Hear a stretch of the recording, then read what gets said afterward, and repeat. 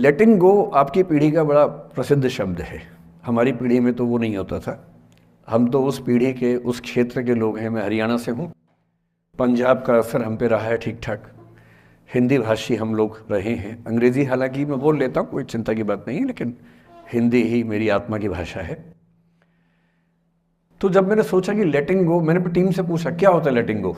तो हमारी टीम में कुछ यंग लोग हैं, उन्होंने बताया कि सर ये बहुत महत्वपूर्ण चीज़ है, आप लोग नहीं समझेंगे, हमारी पीढ़ी के लोग समझते हैं इस चीज़ को। लेट गो का मतलब होता है कि छोड़ो, जाने दो। तो मैंने कहा अच्छा, ये तो हमारी पीढ़ी में भी होता था। हम इसके लिए शब्द कुछ और बोलते थे, जैसे मैनू की, तैनू की, छड्डो यार, अरे मटिया दो, अरे भाड़ में जाए, अरे देखा जाएगा, अरे देख लांगे। तो हिंदी हो, पंजाबी हो, हरियाणवी हो, बिहार में अरे मटिया दो, तो वहाँ मटिया दो बोल देते हैं। इसलिए अंग्रेजी भाषा में एक मुहावरा आ जाने से ऐसा थोड़ा है कि भारत के लोग उसके बिना काम चला रहे थे। यहाँ भी काम चल ही रहा था लंबे समय से। तो फिर मैंने कहा ये टॉपिक ठीक है, और जिस उम्र के बच्चों को एड्रेस करना है उस उम्र के बच्चे अक्सर इमोशनल टर्मोइल में रहते होंगे। यही उम्र है जब दिल लगता है, टूटता है, और करियर बनेगा नहीं बनेगा, फेलियर्स मिलते हैं। तो जिस उम्र में इमोशन सबसे ज़्यादा उठापटक करते हैं, उछल कूद मचाते हैं, एंग्जाइटी, डिप्रेशन, ये सब होता है, उस उम्र के बच्चों से बात करने के लिए सबसे मौजूद टॉपिक मुझे यही लगा, सबसे अच्छा टॉपिक यही लगा कि हम इसी पर बात करते हैं। मैं पहले डिस्क्लेमर्स लगा दूं, मैं मनोविज्ञान का अध्यापक नहीं हूं। मैंने साइकोलॉजी में ना एमए किया है, ना एमफिल, ना पीएचडी किया है, ना मैं मोटिवेशनल चीज़ें करने का कोई सर्टिफाइड अध्यापक हूं। मैं तो अपने जीवन के अनुभवों से, साहित्य से, दर्शन से, कानून से, पढ़ते पढ़ते जो मैंने सीखा, और बाकी उस सबसे ज़्यादा सीखा 50 साल के जीवन में, जिसमें से 25 साल का जीवन अध्यापन में और अपना उद्यम करने में खर्च हुआ। अनुभवों से बड़ा कोई गुरु नहीं होता, तो मैं अनुभवों से सीख के बातें करना पसंद करता हूँ। हालांकि हंसराज कोडिस का खौफ इतना ज़्यादा होता है कि जब मुझे पता लगा कि मेरा टाइम फिक्स हो गया आने का, मैंने अपनी टीम से कहा कि यार लेटिंग गो भी कोई किताब है तो देखो देखो, मैं देख तो लूँ क्या होता है। तो 2 किताबें उन्होंने भेजी, बड़े भारी भरकम अंग्रेजी ऑथर्स की थी। तो मैंने 4-5 दिन पहले पढ़ना शुरू किया। 5-10 मिनट पढ़ के मुझे लगा कि उससे बात बनेगी नहीं, वो अलग ही टाइप की बातें थी, बड़ी थ्योरेटिकल सी बातें। तो मैंने कहा क्या थियरी में क्या रखा है, हम बच्चों से बच्चों की ज़ुबान में बात करेंगे, उसका मज़ा ज़्यादा है, क्यों थियरी में जाए। तो मैं जो कुछ भी अगले 1 घंटे में, मतलब 1 घंटा की, आधा घंटा की, 1.5 घंटा, वो मैं आपके चेहरे से अंदाज़ा लगा लूँगा। आप केवल चेहरे पे भाव ऐसे ले आइएगा कितना आप सुनना चाह रहे हैं। मैं तो अभ्यस्त हूँ, मैं 8 घंटे बिना ब्रेक के पढ़ाता हूँ जनरली, तो मैं तो अभ्यस्त हूँ सुबह से रात तक पढ़ाने के लिए। आप अपना देख लीजिए कितना आप सुनने की हालत में है। और ऐसा ना हो कि मैं अपनी स्पीच सुनने के लिए मोटिवेट करूँगा आपको, वो मैं नहीं करूँगा, है ना। उससे अच्छा, उससे उससे उससे बेहतर ये है कि हम बीच में छोड़ देंगे, और मैं आपकी उम्र का भी ध्यान रखूँगा। छोटे छोटे बच्चे हैं, इतना टॉर्चर ठीक नहीं है, तो ध्यान रखेंगे। पर मेरा ख्याल है कि आपको मज़ा आएगा, क्योंकि आपकी उम्र से जुड़ी बातें हैं, आपको अच्छा लगेगा। मैं सबसे पहले 2 शब्दों में अंतर स्पष्ट करना चाहता हूँ। एक शब्द है गिव अप करना, एक है लेट गो करना। कभी कभी लगता है कि दोनों बातें एक जैसी हैं, पर दोनों बातें एक जैसी हैं नहीं। गिव अप करने का मतलब होता है हार मान लेना। मसलन आप कुछ कोशिश कर रहे हैं, जैसे मैं इसी एग्जांपल से बात करता हूँ। पलक ने कोशिश की कि मैं यहाँ पर आ जाऊँ, कोशिश की, और मैं ये नहीं कहना चाह रहा कि मैं बहुत व्यस्त आदमी हूँ, लेकिन हाँ, व्यस्तताएं रहती हैं। मैं आजकल अवॉइड करता हूँ कि कहीं जाऊँ, क्योंकि पता नहीं पिछले 3 साल में ऐसा क्या हुआ, इन्विटेशंस इतने मुझे आने लग गए हैं। मैं 25 साल से पढ़ा रहा था, कोई पूछता भी नहीं था मुझे। ये कोविड में यूट्यूब में पता नहीं क्या हुआ है, अब पता नहीं कहाँ कहाँ से इन्विटेशन आते हैं। कुछ तो ऐसी जगह से आते हैं जिससे कोई दूर दूर तक मेरा संबंध ही नहीं है। कोई बड़ी कंपनी है, उस कंपनी का इन हाउस प्रोग्राम है, कह रहे हैं वहाँ के मोटिवेट कर। तो मैंने कहा यार मैं कैसे मोटिवेट कर दूँ मैं। तो फिर अब हमने पॉलिसी बनाई है कि जितना कम हो सके उतना कम जाएं। रमा जी का आदेश तो मेरे सर माथे पर है, मेरी सीनियर है, मैं उनको मना नहीं कर सकता हूँ, लेकिन जनरली मैं कोशिश करता हूँ कि ना जाऊँ। अच्छा, मना करना खराब लगता है, तो हम क्या करते हैं कि धैर्य की परीक्षा लेते हैं, जैसे इनके लिए हमने सिंपल पॉलिसी है कि जब कोई बच्चा कहे आने के लिए, उसको बोलो कि सर 3 महीने फ्री नहीं है, 6 महीने फ्री नहीं है, 1 साल चंद्रमा पर गए हुए हैं। कुछ ऐसा वैसा बोल के टालो, किसी का दिल भी ना दुखे और मैं भी अपना समय बचा लूँ। तो हमने इनको बहुत परेशान किया, 3 बार 4, मतलब किया तो मेरी टीम के मेंबर ने, पर मेरे निर्देश पे किया, तो आप उनको मत कुछ कहिएगा, मैंने कहा सर। तो 3 बार 4 बार 5 बार टाला, नहीं हो पाएगा, कोशिश करेंगे, अच्छा देखते हैं, नहीं हो पा रहा है, ऐसे करके। अब इनके सामने 2 ऑप्शंस थे। एक ऑप्शन ये था कि हार मान लेती और अंत में बोलती कि चलिए कोई बात नहीं, दुख हो रहा है हमें, ये होता है गिव अप करना। एक दूसरा चांस भी होता है, दूसरा स्टैंड भी होता है कि कोई चीज़ आप हासिल करना चाह रहे हैं, आपको नहीं मिल रही। मसलन ये मुझे बुलाना चाहिए, मैं नहीं आ रहा, मैं बिना बात के भाव खा रहा हूँ, नहीं आ रहा हूँ। और एक समय के बाद ये इस मूड में आ जाती कि भाड़ में जाओ, नहीं यार तो भाड़ में जाओ, तुम जैसे बहुत देखे हैं, एक ढूंढेंगे 100 मिल जाएंगे तुम्हारे जैसे, क्या समझते हो अपने आप को। और फिर मैं कहता मैं आना चाहता हूँ, कहते नहीं हम नहीं बुलाएंगे आपको। ये होता है लेट गो करना। क्यों किसी को इतना भाव देना है भाई? अगर कोई चीज़ नहीं हासिल हो रही तो भाड़ में जाए, क्यों किसी के लिए फ्रस्ट्रेशन झेलनी है, क्यों परेशान होना है? गिव अप करने में और लेट गो करने में इतना ही अंतर है कि आपने हार मान ली या आपने जेल से निकाल दिया, दिमाग से ही निकाल दिया। किसी चीज़ को दिमाग से निकाल देना लेट गो करना है, किसी चीज़ के लिए कोशिश करते करते हार मान लेना और उस हार की फ्रस्ट्रेशन के साथ जीना गिव अप करना है। मुझे खुशी है कि आपकी मोटिवेशनल सोसाइटी के मेंबर्स कम से कम गिव अप नहीं करते। अच्छा वो लेट गो भी नहीं किया मुझे, वरना मेरा सम्मान बच गया। और ये अच्छा है कि इसी विषय पर हम बात करना चाह रहे हैं। मैंने इस बीच में ये भी सीखा कि आपकी उम्र के बच्चों को कुछ भी बताने का सबसे अच्छा तरीका है कहानियाँ सुनाना।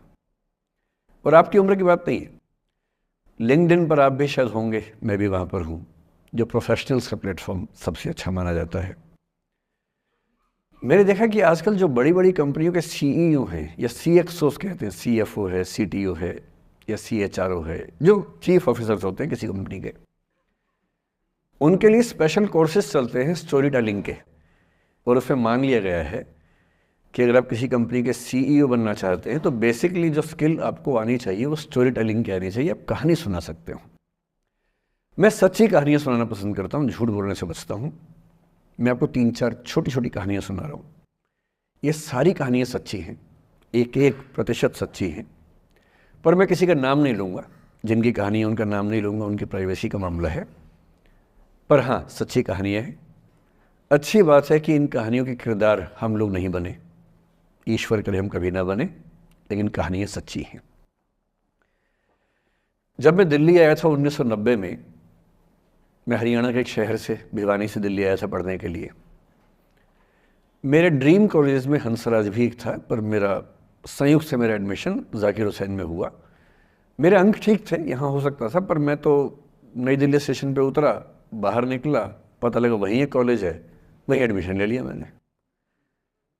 तो लोगों ने कहा कि यार कैंपस बड़ा अच्छा होता है। मैंने, अरे क्या फ़र्क पड़ता है, कॉलेज कॉलेज होता है, छड्डो, यही छड्डो में सिखाने आया हूँ आप लोगों को। ठीक है, स्टेशन से निकले वहीं कॉलेज है, मैंने घर जाना होगा तो आराम से कॉलेज से निकल जाएंगे, क्या रखा है कैंपस में। पर मेरा एक दोस्त जो मेरे साथ ही आया था उसी शहर से, उसने एडमिशन हंसराज कॉलेज में लिया। मैं और वो स्कूल के डिबेटर्स थे, डिबेटिंग में हम लोग स्कूल टाइम से काफ़ी एक्टिव थे। डीयू में आए तो यहाँ भी एक्टिव रहे। डीयू में मैंने करीब 5 साल डिबेटिंग की और मेरा ख्याल है कि लगभग मतलब 300-400 डिबेट्स मैंने जीती होंगी डीयू में, कुछ हारी भी होंगी, लेकिन मैंने खूब डिबेट, वो मेरा दरअसल दाना पानी था, रोजी रोटी मेरी वही थी कॉलेज के दिनों में। घर से पैसे मैं लेता नहीं था, मिलते भी नहीं थे, लेना क्या था, मतलब ऐसी स्थिति भी नहीं थी उस समय मेरे घर में कि मिल सके। तो डिबेटिंग मेरा रोज़गार था, एम्प्लॉयमेंट था, मेरा उससे काम चल जाता था आराम से। उसका भी चल जाता था, वो हंसराज से था, मैं जाकिर हुसैन से था। हम खूब डिबेट्स में मिलते थे। अक्सर ट्रॉफी या तो हम जीतते थे या वो जीतता था, कोई भी जीते रूम पे ही आती थी क्योंकि हम रूममेट्स थे, एक साथ ही रहते थे। वो मुझसे योग्यताओं के मामले में 21 था, बल्कि अगर वो 21 था तो मैं 15 ही रहा हूँगा या 12 रहा हूँगा, 22 या 21 तो नहीं रहा हूँगा, मुझसे बेहतर था योग्यताओं में, बड़ा अच्छा व्यक्ति था। ग्रेजुएशन के बाद मैंने एमए हिंदी साहित्य में एडमिशन लिया, जबकि बीए ऑनर्स हिस्ट्री में किया था मैंने। उसने तय किया कि वो कुछ और करेगा, प्रोफेशनल कोर्स करेगा, नौकरी करेगा, तो वो चला गया दिल्ली से। मैं दिल्ली में रहा। फिर मैं एमए के बाद तैयारी करने लगा यूपीएससी की। तब तक मैं यूजीसी जेआरएफ कर चुका था। पहला अटेम्प्ट दिया, प्रीलिम्स हो गया। मेंस मेरा 96 के मेंस की बात कर रहा हूँ, मेंस शुरू होने वाला था, 2 दिन रह गए थे। करीब 10 दिन पहले वो मेरे पास आया हुआ था दिल्ली में, मिलजुल के अच्छे से बात करके गया था। उन दिनों उसका एक प्रेम संबंध कहीं हमारी ही एक मित्र के साथ चल रहा था। हम सब दोस्त थे, तो उनमें से 2 लोगों का आपस में एक अफेयर था। मुझे नहीं पता क्या हुआ, लेकिन मेरे मेन एग्ज़ाम से 2 दिन पहले रात को 12 बजे एक फ़ोन आया और ये बताया गया कि मेरे दोस्त ने फंदा लगा के अपनी जीवन लीला समाप्त कर ली है। वो दिल्ली से दूर था कहीं, और जिस व्यक्ति के बारे में मेरी राय ये थी कि उतना जीवट वाला व्यक्ति कोई हो नहीं सकता, जो ज़िंदगी से हार सकता ही नहीं, जिसके होने से कई लोग हमेशा जीता हुआ महसूस करते हैं, वो चुपचाप एक बंद कमरे में ज़िंदगी से हार गया। मैं आज तक नहीं समझ पाया कि ऐसा कैसे हुआ। बाद में टटोला, उसके पेरेंट्स से बात हुई, भाई से बात हुई। उन्होंने उसकी याद में एक सोशल वर्क शुरू किया ताकि किसी और बच्चे को ऐसा ना करना पड़े।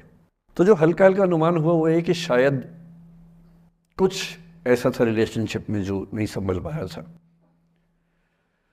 और रिश्ता टूट ना जाए इसका दबाव बहुत ज़्यादा था, और वो दबाव झेल नहीं पाया। इस उम्र में ऐसा फेज़ आता है, कई बार आता है। ये एक कहानी है, हंसराज कॉलेज से ही जुड़ी है, इसलिए मैंने सोचा कि वहीं से बात शुरू करूँ। नाम जैसा कि मैंने कहा मैं नहीं बताऊंगा, तो नाम बताने का मतलब भी नहीं। और वो जिसकी मैं कहानी सुना रहा हूँ, आप लोगों के जन्म से पहले की बात है। आप तो सब 21वीं सदी वाले बच्चे होंगे ना, जेन ज़ी होंगे आप सब लोग, तो ये तो बहुत पुरानी बात है। एक दूसरी कहानी सुनाता हूँ। मैं आपको 2-3 कहानियाँ सुनाऊंगा, फिर उन सबका सार निकाल लेंगे एक साथ हम लोग। दूसरी कहानी ये है कि जब मेरा सिलेक्शन हो गया 97 में, मतलब 96 अटेम्प्ट में पहली बार में मेरा सिलेक्शन हो गया था, मैं एक्सटेंशन लेके तैयारी कर रहा था, और डीयू में मैं पढ़ा भी रहा था उस समय। तब मैं शायद डीएवी कॉलेज में था या अग्रसेन को, मैं 2 जगह पढ़ाया डीयू में, तो उनमें से किसी कॉलेज में पढ़ा रहा था उस समय में। तो उस समय एक लाइब्रेरी है कैंपस में ही, सेंट्रल रेफरेंस लाइब्रेरी, आप जानते होंगे, CRL बोलते हैं, जो विवेकानंद जी की स्टैचू है उसके सामने ही वो लाइब्रेरी है। उस लाइब्रेरी में नीचे सब बैठ के पढ़ते हैं, और टॉप फ्लोर पे रिसर्च फ्लोर है जहाँ MPhil PhD वाले बच्चे पढ़ते हैं। मैं उस समय शायद PhD कर रहा था या MPhil खत्म हुई थी, वहीं बैठता था, पढ़ता था रोज़। कई दोस्त पढ़ते थे हम लोग वहाँ। हम सुबह 8 बजे लाइब्रेरी खुलते ही वहाँ घुसते थे, रात को 1 बजे निकलते थे लाइब्रेरी बंद होने के समय। तो वहाँ एक छत थी, छत पे छोटी सी कैंटीन थी जहाँ हम लोग जब जब बोर होते थे दिन में 3-4 बार जाके चाय पीते थे।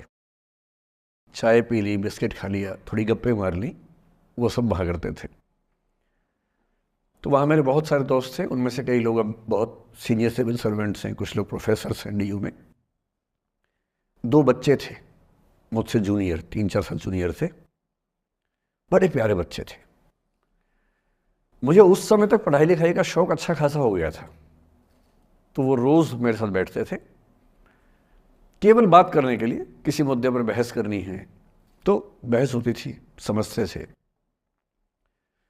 फिर मुझे पता लगा कि वो दोनों रिलेशनशिप में हैं, रिश्ते में हैं, दोनों ने शादी भी कर ली। उनकी योजना डीयू में पढ़ाने की थी या सिविल सर्विस की भी थी, शायद, पता नहीं। मेरा इंटरेक्शन बहुत ज़्यादा उसके बाद रहा नहीं उनसे, क्योंकि मैं सर्विस में चला गया था। इतने जिज्ञासु बच्चे थे दोनों, इतने जिज्ञासु कि उनसे मिलकर तबीयत खुश हो जाती थी, कि हर चीज़ जानने का मन करता था उनका, हर विषय पढ़ने का मन करता था। एकदम जीवन से भरे हुए बच्चे, आंखों में चमक ऐसे। फिर दोनों की शादी हुई तो मैं शादी में जा नहीं पाया, क्योंकि मेरा रिश्ता सिर्फ लाइब्रेरी में 1 घंटा गप मारने वाला था, उससे ज़्यादा था नहीं रिश्ता उनके साथ। फिर सुनता रहता था कि मैं सब बढ़िया चल रहे, पढ़ाई कर रहे हैं, तैयारी कर रहे हैं। इंटरकास्ट मैरिज की उन लोगों ने, खूब हंगामा हुआ, दोनों घर में तलवारें खिंच गई, किसी तरह से तलवारें संभाली गई, मैनेज हुआ, दोनों साथ रहने लगे। और फिर 3-4 साल के बाद एक दिन मैंने खबर सुनी कि उस बच्ची ने फंदा लगा के जीवन लीला समाप्त कर ली। ये बात भी दिल्ली विश्वविद्यालय की, ये उस दौर के सब लोग इस कहानी को जानते हैं। मेरे ख्याल से दोनों कहानी आपकी प्रिंसिपल मैडम जानती होंगी, नहीं ध्यान कर पाएंगे तो मैं उनको जैसे नाम बोलूँगा अकेले में वो तुरंत समझ जाएंगे मैं किसकी बात कर रहा हूँ। मैं आज तक नहीं समझ पाया कि ऐसा क्या हुआ होगा। तो बाद में अनुमान जो हुआ वो ये, इंटरकास्ट मैरिज, परिवार का दबाव, समाज का दबाव, आपस के दबाव, टॉक्सिक रिलेशनशिप, अंत में उस दबाव को न झेल पाना और जीवन समाप्त कर देना, ये हुआ। ये 2 घटनाएं हैं। एक तीसरी घटना ये है कि दिल्ली में आज से 25 साल पहले घटना घटी। आप लोग तब बस पैदा हुए होंगे, घुटनों में चल रहे होंगे, या उससे 5-7 साल पहले की बात रही होगी। ये घटना दिल्ली के सब सीनियर लोग जानते हैं, जिनकी उम्र 35-40 साल है वो सब जानते हैं इस घटना को। मोबाइल फ़ोन में वीडियो नया नया आया था उस समय। अब तो आपके हर फ़ोन में वीडियो है, अब तो सामने भी है, ताकि आप वैसा वाला मुंह बना के सेल्फी खिंचवा सके। पाउट बोलते हैं ना, मैं उसको देसी भाषा में सूअर जैसा मुंह बोलता हूँ, और वैसा ही बनता भी है, क्यूट क्यूट सा सूअर जैसा मुंह बना के लोग सेल्फी खिंचवाते हैं, उसको बोलते हैं पाउट। तब तो कैमरा फ़ोन में पहली बार आया था, तब लोग अभ्यस्त नहीं थे। अब जैसे आप लोग कितने अभ्यस्त होंगे, हम भी होने लग गए अब तो। अब हम किसी से बात करते हैं तो हम ये एज्यूम करके चलते हैं कि उसने फ़ोन में कुछ ना कुछ ऑन कर रखा होगा, या तो आवाज़ रिकॉर्ड करेगा या वीडियो बनाएगा। तुम कितने केयरफुल होकर बोलते हैं, कितने कॉन्शियस रहते हैं। और सर्विलांस सोसाइटी की सबसे बुरी बात यह है कि हम हमेशा चौकन्ने रहते हैं, हम सहज हो ही नहीं पाते। सहज रूप से 2 लोग बात कर लें, हो ही नहीं पाता। तो मैं तो अपने ऑफिस में कई बार ऐसा करता हूँ, जब हम 3-4 लोग बैठते हैं इनफॉर्मल बातचीत के लिए, हम सब अपना अपना फ़ोन कमरे के बाहर छोड़ के आ जाते हैं, फिर 2 घंटे बात करते हैं, इस भय से मुक्त होके कि कहीं कोई रिकॉर्ड तो नहीं कर रहा। ये हालत है आज की। उस ज़माने में तो फ़ोन थे।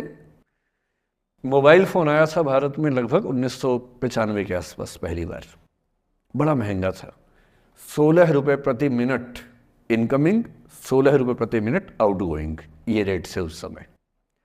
और फ़ोन वो थे जिनसे आप कील भी ठोक सकते हैं, वैसे वाले फ़ोन थे, बटन वाले फ़ोन थे। नोकिया एक कंपनी थी, उसके फ़ोन हुआ करते थे।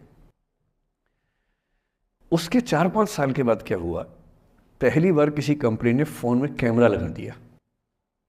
ये बात उस समय के लोग नहीं समझते थे। जब भी नई तकनीक आती है उसको समझने में टाइम लगता है। जो पहले समझते हैं फ़ायदा उठा लेते हैं, जो थोड़ा लेट समझते हैं वो उसका नुकसान उठाते हैं। उस समय दिल्ली के एक प्रसिद्ध स्कूल में 11वीं-12वीं क्लास के 2 बच्चों में आपस में कोई रिलेशनशिप रही होगी। वो दोनों किसी ऐसी सिचुएशन में थे जो सिचुएशन बहुत ही प्राइवेट किस्म की थी, बहुत निजी किस्म की थी, जिसको पब्लिक नहीं कर सकते। कुछ फिजिकल रिलेशनशिप जैसा मामला था। उस दुष्ट लड़के ने लड़कों के इतिहास को कलंकित, लड़कों का इतिहास वैसे भी कलंकित ज़्यादा है, उसे और कलंकित करते हुए उस पूरे सिचुएशन का वीडियो बना लिया। ऐसे मामलों में दुर्भाग्य है, मैं लड़का हूं इसलिए लड़के पवित्र थोड़ा ना हो जाएंगे, लड़का है इतिहास कलंकित तो है, उसका वीडियो बना लिया और दुष्टता का चरम स्तर निभाते हुए वो वीडियो अपने एक दोस्त को शेयर कर दिया। ये कहे कि किसी और को दिखाना मत, जैसा कि होता है अफवाहों की दुनिया में। हर अफवाह एक व्यक्ति एक को ही बताता है, ये कह के किसी और को मत बताना, और अगला व्यक्ति भी अगले को यही कह के बोलता है किसी और को मत बताना, और इस तरह से पूरे शहर को खबर होती है और सबको लगता है कि सिर्फ मुझे पता है। वो वीडियो फैल गया। नए नए फ़ोन आए थे, पर वो फ़ोन कम लोगों के पास थे, कैमरे वाले फ़ोन। तो फ़ोन से कितना फैलता? ज़्यादा नहीं फैला। लेकिन उस समय दिल्ली की एक कुख्यात मार्केट हुआ करती थी, पालिका बाज़ार, अभी भी है, पर तब वो कुछ और कामों के लिए कुख्यात हुआ करती थी। अब तो कपड़े मिलते हैं, तब कपड़ों के साथ कई चीज़ें और मिलती थी वहाँ। जैसे गंदी फिल्मों की सीडी चाहिए हो तो वहाँ मिलती थी, ग्रे मार्केट में, चोरी छिपे। इस वीडियो को सीडी में कन्वर्ट करके लोगों ने वहाँ से खरीदा, लाखों करोड़ों की संख्या में। नए नए टेलीविज़न चैनल प्राइवेट आए थे, और प्राइवेट टीवी चैनल को खबरों की भूख इतनी होती है कि वो खबर के लिए जान दे सकता है और जान ले भी सकता है किसी की। 24 घंटे इस खबर पे, इस चीज़ पर खबरें चल रही थी सारे चैनल्स में, कि ये वो लड़का है जिसने ऐसा किया, ये वो लड़की है, ये वो स्कूल है, इस स्कूल की प्रिंसिपल से बात करेंगे, इससे बात करेंगे। वो जो बच्ची थी जिसकी इसमें कोई गलती नहीं थी, सिवाय इसके कि वो किसी एक लड़के से प्रेम करती थी, जो कि उस उम्र में बच्चे कर बैठते हैं। इसके लिए बहुत चिल्लपौनी मचानी चाहिए। बच्चों को आप हर बात पे अपराधी नहीं मान सकते। उस बच्चे की गलती सिर्फ इतनी थी कि उसने अपने दोस्त पे भरोसा किया, जो भरोसे के लायक था नहीं। वो नीच किस्म का व्यक्ति था जिसने उस संबंध की गरिमा को समझा नहीं।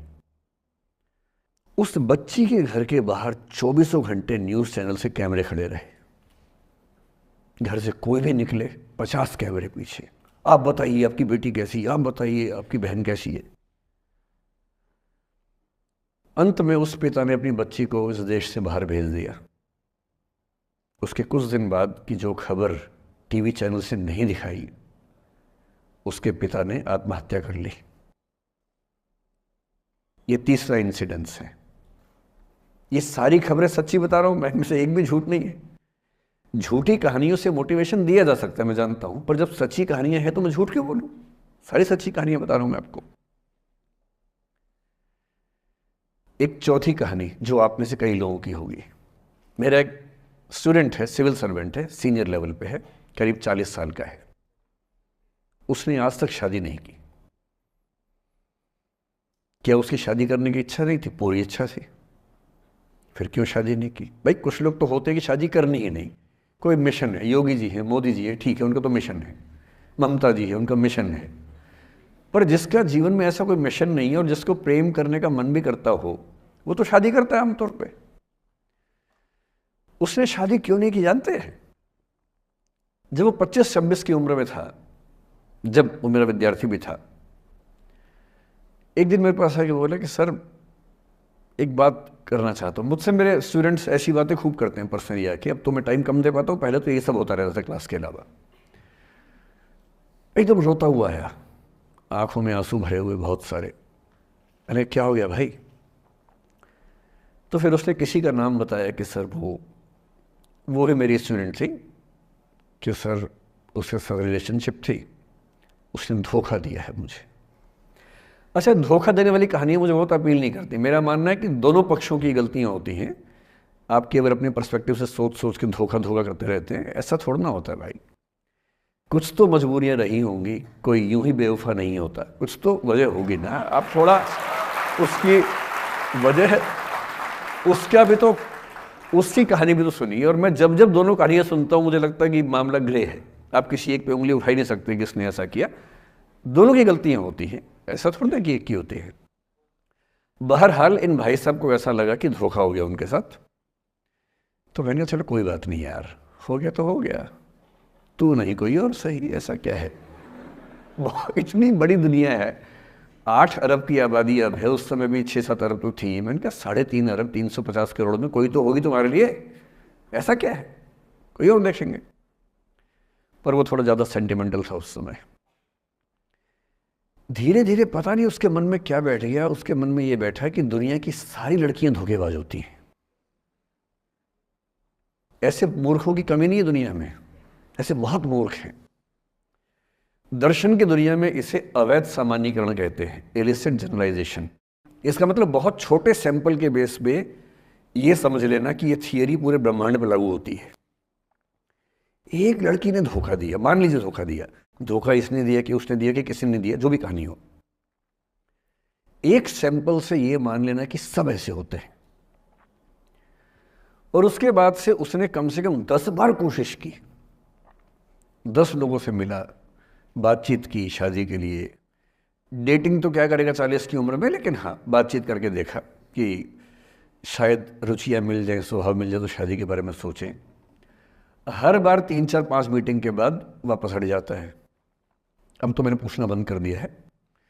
जब तक मैं पूछता था, बोलता था कि सर 3-4 मीटिंग के बाद लगता है कि ये भी वैसी ही है। मैंने कहा भूल जाओ भाई, उससे भूल जाओ, बात खत्म हो गई। उसके बच्चे घूम रहे हैं आजकल स्कूल में, अब तुम कम से कम शादी तो कर लो। वो भाई साहब आज तक अकेले हैं और अब तो बाज़ार में मूल्य भी कम हो गया उनका, अब विकल्प भी ज़्यादा नहीं मिलते हैं। अब जो विकल्प मिल रहे हैं वहाँ उसकी रुचि और कम हो गई है। तो पूरी संभावना है कि वो जीवन अकेले ही गुजरेगा अब उसका। एक अंतिम एग्जाम्पल देके फिर मैं निष्कर्ष की तरफ बढ़ूँगा। मैं एक IAS ऑफिसर को जानता हूँ, 2 IPS को जानता हूँ, बहुत योग्य लोग, देश के सबसे अच्छे संस्थाओं से पढ़े हुए लोग, प्रॉपर IAS प्रॉपर IPS में नौकरी करने वाले लोग, और इन तीनों ने अपना जीवन समाप्त कर लिया नौकरी में रहते हुए। क्यों? क्योंकि नौकरी और घरेलू जो दुविधाएं थी उनको झेल नहीं पा रहे थे, ना झेल पा रहे थे, ना भूल पा रहे थे, लेट गो नहीं कर पाए तो गिव अप कर दिया। और इसलिए मुझे अक्सर लगता है कि जितनी चीज़ें हम सिखाते हैं बच्चों को, हिस्ट्री, इकोनॉमिक्स, लिटरेचर, वो सब ठीक है, उनका भी महत्व है। शायद उससे ज़्यादा महत्व इस चीज़ का है कि ये समझें कि अपने इमोशंस को कैसे मैनेज करना है।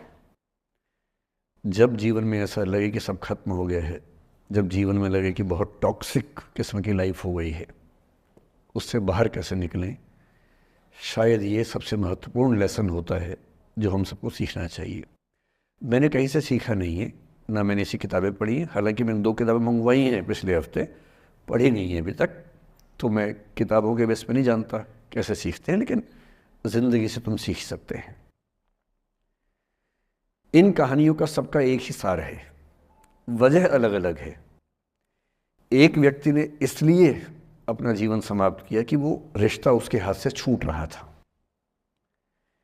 एक ने इसलिए जीवन समाप्त किया कि रिश्ता बन गया था पर समाज के दबाव, घर के दबाव मैनेज नहीं कर पाए। एक ने ज़िंदगी भर शादी नहीं की सिर्फ इसलिए कि वो पुरानी यादों को भूल नहीं पाया। अरे एक बार गलती हो गई तो हो गई, आगे तो संभावना जीवन में है भाई, क्यों इतना हावी रखना उसी से दिमाग के ऊपर। कुछ लोग देश की सबसे अच्छी नौकरी में होकर हर पैमाने पर सफलता की हर कसौटी पर खरा उतरने के बाद जीवन नहीं बचा पाए, क्योंकि दूसरों की नज़र में आप बहुत सफल हो जाए, अपनी नज़र में शून्य हो, तो फिर जीवन कैसे बने, जीवन कैसे बचे। इन सारी कहानियों का मूल भाव एक ही है, अगर आप खुद को हैंडल नहीं कर सकते तो दुनिया को क्या हैंडल करेंगे। दुनिया को हैंडल करने से पहले खुद को हैंडल करना सीखना पड़ता है, और उसका सबसे आसान जो रामबाण उपाय है उसको बोलते हैं द आर्ट ऑफ लेटिंग गो, जाने दो।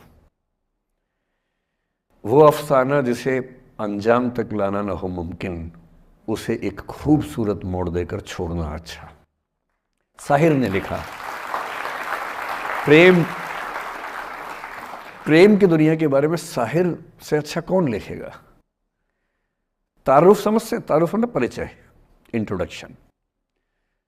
कहते तारुफ रोग बन जाए तो उसको भूलना बेहतर। अरे परिचय हुआ किसी से, आपकी भाषा में इंट्रो हुआ, यही बोलते हो ना आप लोग, इंट्रो हो गया, इंट्रो हुआ, दोस्ती हुई, बाद में लगा रहे यार ये तो ऊट पटांग आदमी है या ऊट पटांग लड़की है, छोड़ो फिर, ऐसा क्या लोड लेना है। तारुफ रोग बन जाए तो उसको भूलना बेहतर, ताल्लुक बोझ बन जाए तो उसको तोड़ना अच्छा। वो अफसाना जिसे अंजाम तक लाना ना हो मुमकिन, उसे एक खूबसूरत मोड़ देकर छोड़ना अच्छा। बस करना यह है कि खूबसूरत मोड़ दे के छोड़ना है, हाथ में तेज़ाब की बोतल लेके नहीं। और आज की पीढ़ी का ये समझना बहुत ज़रूरी है कि छोड़ना भी अच्छे तरीके से हो सकता है। तो मैं उस बात पर आऊँ उससे पहले थोड़ा संक्षेप में समझा दूँ। मुझसे कुछ बच्चों ने पूछा इस बीच में कि जितना आसानी से आप बोल रहे हैं, क्या सच में इतना आसान होता है? कैसे छोड़ें उन चीज़ों को जो मन पर हावी हैं, उन इमोशंस के टर्मोइल को, उन इमोशंस की इंटेंसिटी को कैसे मैनेज करें? क्या सच में इतना आसान होता है? आसान तो नहीं होता है। मेरी उम्र में आसान है, आपकी उम्र में आसान नहीं होता है। मेरी उम्र में क्यों आसान है? क्योंकि ये सारा खेल हार्मोन्स का है, ये सारा खेल केमिस्ट्री का है। हम सब दरअसल बहुत सारे केमिकल्स, जिनमें से कुछ का नाम हार्मोन्स हैं, उन केमिकल्स और हार्मोन्स के बहुत सारे इंटरेक्शंस के रिजल्ट हैं। इसलिए जब कोई बच्चा जैसे छोटे बच्चे हमेशा उछलते रहते हैं, पेरेंट्स थके रहते हैं, ये इन सभी केमिस्ट्री का परिणाम है, शौक का मामला नहीं है। आपकी उम्र जो होती है किशोरावस्था और युवावस्था की शुरुआती उम्र, मैं मान के चल रहा हूँ कि आप सब लोग 17 से 22-23 के बीच के लोग हैं, बच्चे हैं। कुछ तो अभी शादी भी नहीं कर सकते होंगे, वो वाले होंगे ना। लड़के तो नहीं कर सकते होंगे भी, 21 के कहाँ हुए होंगे। तो वो वाली उम्र आप लोगों की है। इस उम्र में इमोशंस का टर्मोइल, इस उम्र में इमोशंस का बिखराव इतना ज़्यादा होता है कि संभालना बड़ा मुश्किल होता है। जैसे जैसे आप मैच्योर होंगे, बड़े होंगे, बूढ़े होंगे, बूढ़े और मैच्योर काफ़ी हद तक समानार्थक शब्द होते हैं। बूढ़ा आदमी आमतौर पर मैच्योर हो ही जाता है, और जो मैच्योर हो जाता है उसको लोग बुढ़ा ही बोलते हैं, चाहे वो दोस्त हो आपका। तो मैच्योर होने के बाद मैच्योरिटी के कई लक्षण हैं, 10-20 लक्षण। उनमें से एक ये है कि आपके इमोशंस में इंटेंसिटी उतनी नहीं रह जाती जितनी बचपन में होती है। मसलन कोई आपका दोस्त आपसे कुछ खराब कह दे, आप 3-4 घंटे बेचैन रहेंगे, बार बार मैसेज टाइप करेंगे, फिर डिलीट करेंगे, फिर टाइप डिलीट, वो भी टाइप डिलीट चल रहा है। एक दिन हो गया बात हुए, ना वो पढ़ पा रहे हैं, ना आप पढ़ पा रहे हैं, बेचैनी चरम पे है। अब इतना ही मामला है, नाक का सवाल है कि पहले कौन झुकेगा। सारे संबंधों में स्तर इसी बात से तय होता है कि पहले कौन झुकेगा, और जो एक आध बार झुक गया वो जिंदगी भर झुकता है उसके बाद। इससे लोग शुरू में बहुत केयरफुल होते हैं कि झुकना नहीं है। 3-4 ज्ञानी पीछे बैठे ही होते हैं कि नहीं, झुकना नहीं है, वो झुकेगा, वो झुकेगी, तू क्यों झुकेगा। इन ज्ञानियों से बचना बहुत ज़रूरी है, ज़िंदगी जहर बना देंगे आपकी। अब दोनों ईगो फाइट कर रहे हैं कि पंजा किसका गिरेगा, इस पर फाइट चल रही है।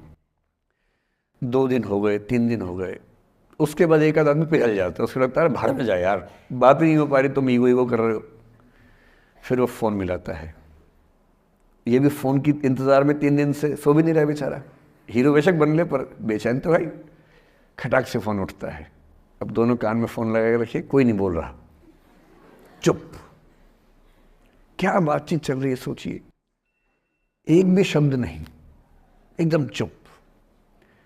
थोड़ी देर के बाद कंफर्म करने के लिए कि है भी या नहीं, एक बोलता है हेलो, वहाँ से आवाज़ आती है कोई एक मैं थोड़ा ऐसी जोकर टाइप की बात करता हूँ, मुझे मोटिवेशनल स्पीकर ना समझे आप लोग, मैं ऐसी हंसी मजाक ही करना आता है मुझे, वही मैं करता हूँ। लेकिन इससे आप ये ना सोचिए कि मुझे पढ़ाना नहीं आता, मैं पढ़ा भी लेता हूँ इसके लिए मुझे वो भी आता है, लेकिन अभी क्योंकि आप बच्चे छोटे हैं तो मैं आपके साथ वैसी बात ही कर रहा हूँ। अब ये सब चल रहा है।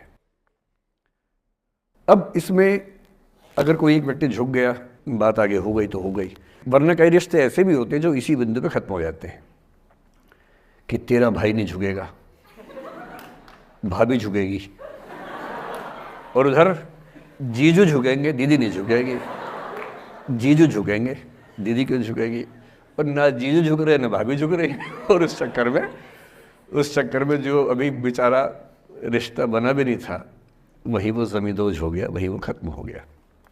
और ठीक है, हो गया तो हो गया, भाड़ में जाए, ऐसा क्या है, डर किस बात का है इसमें।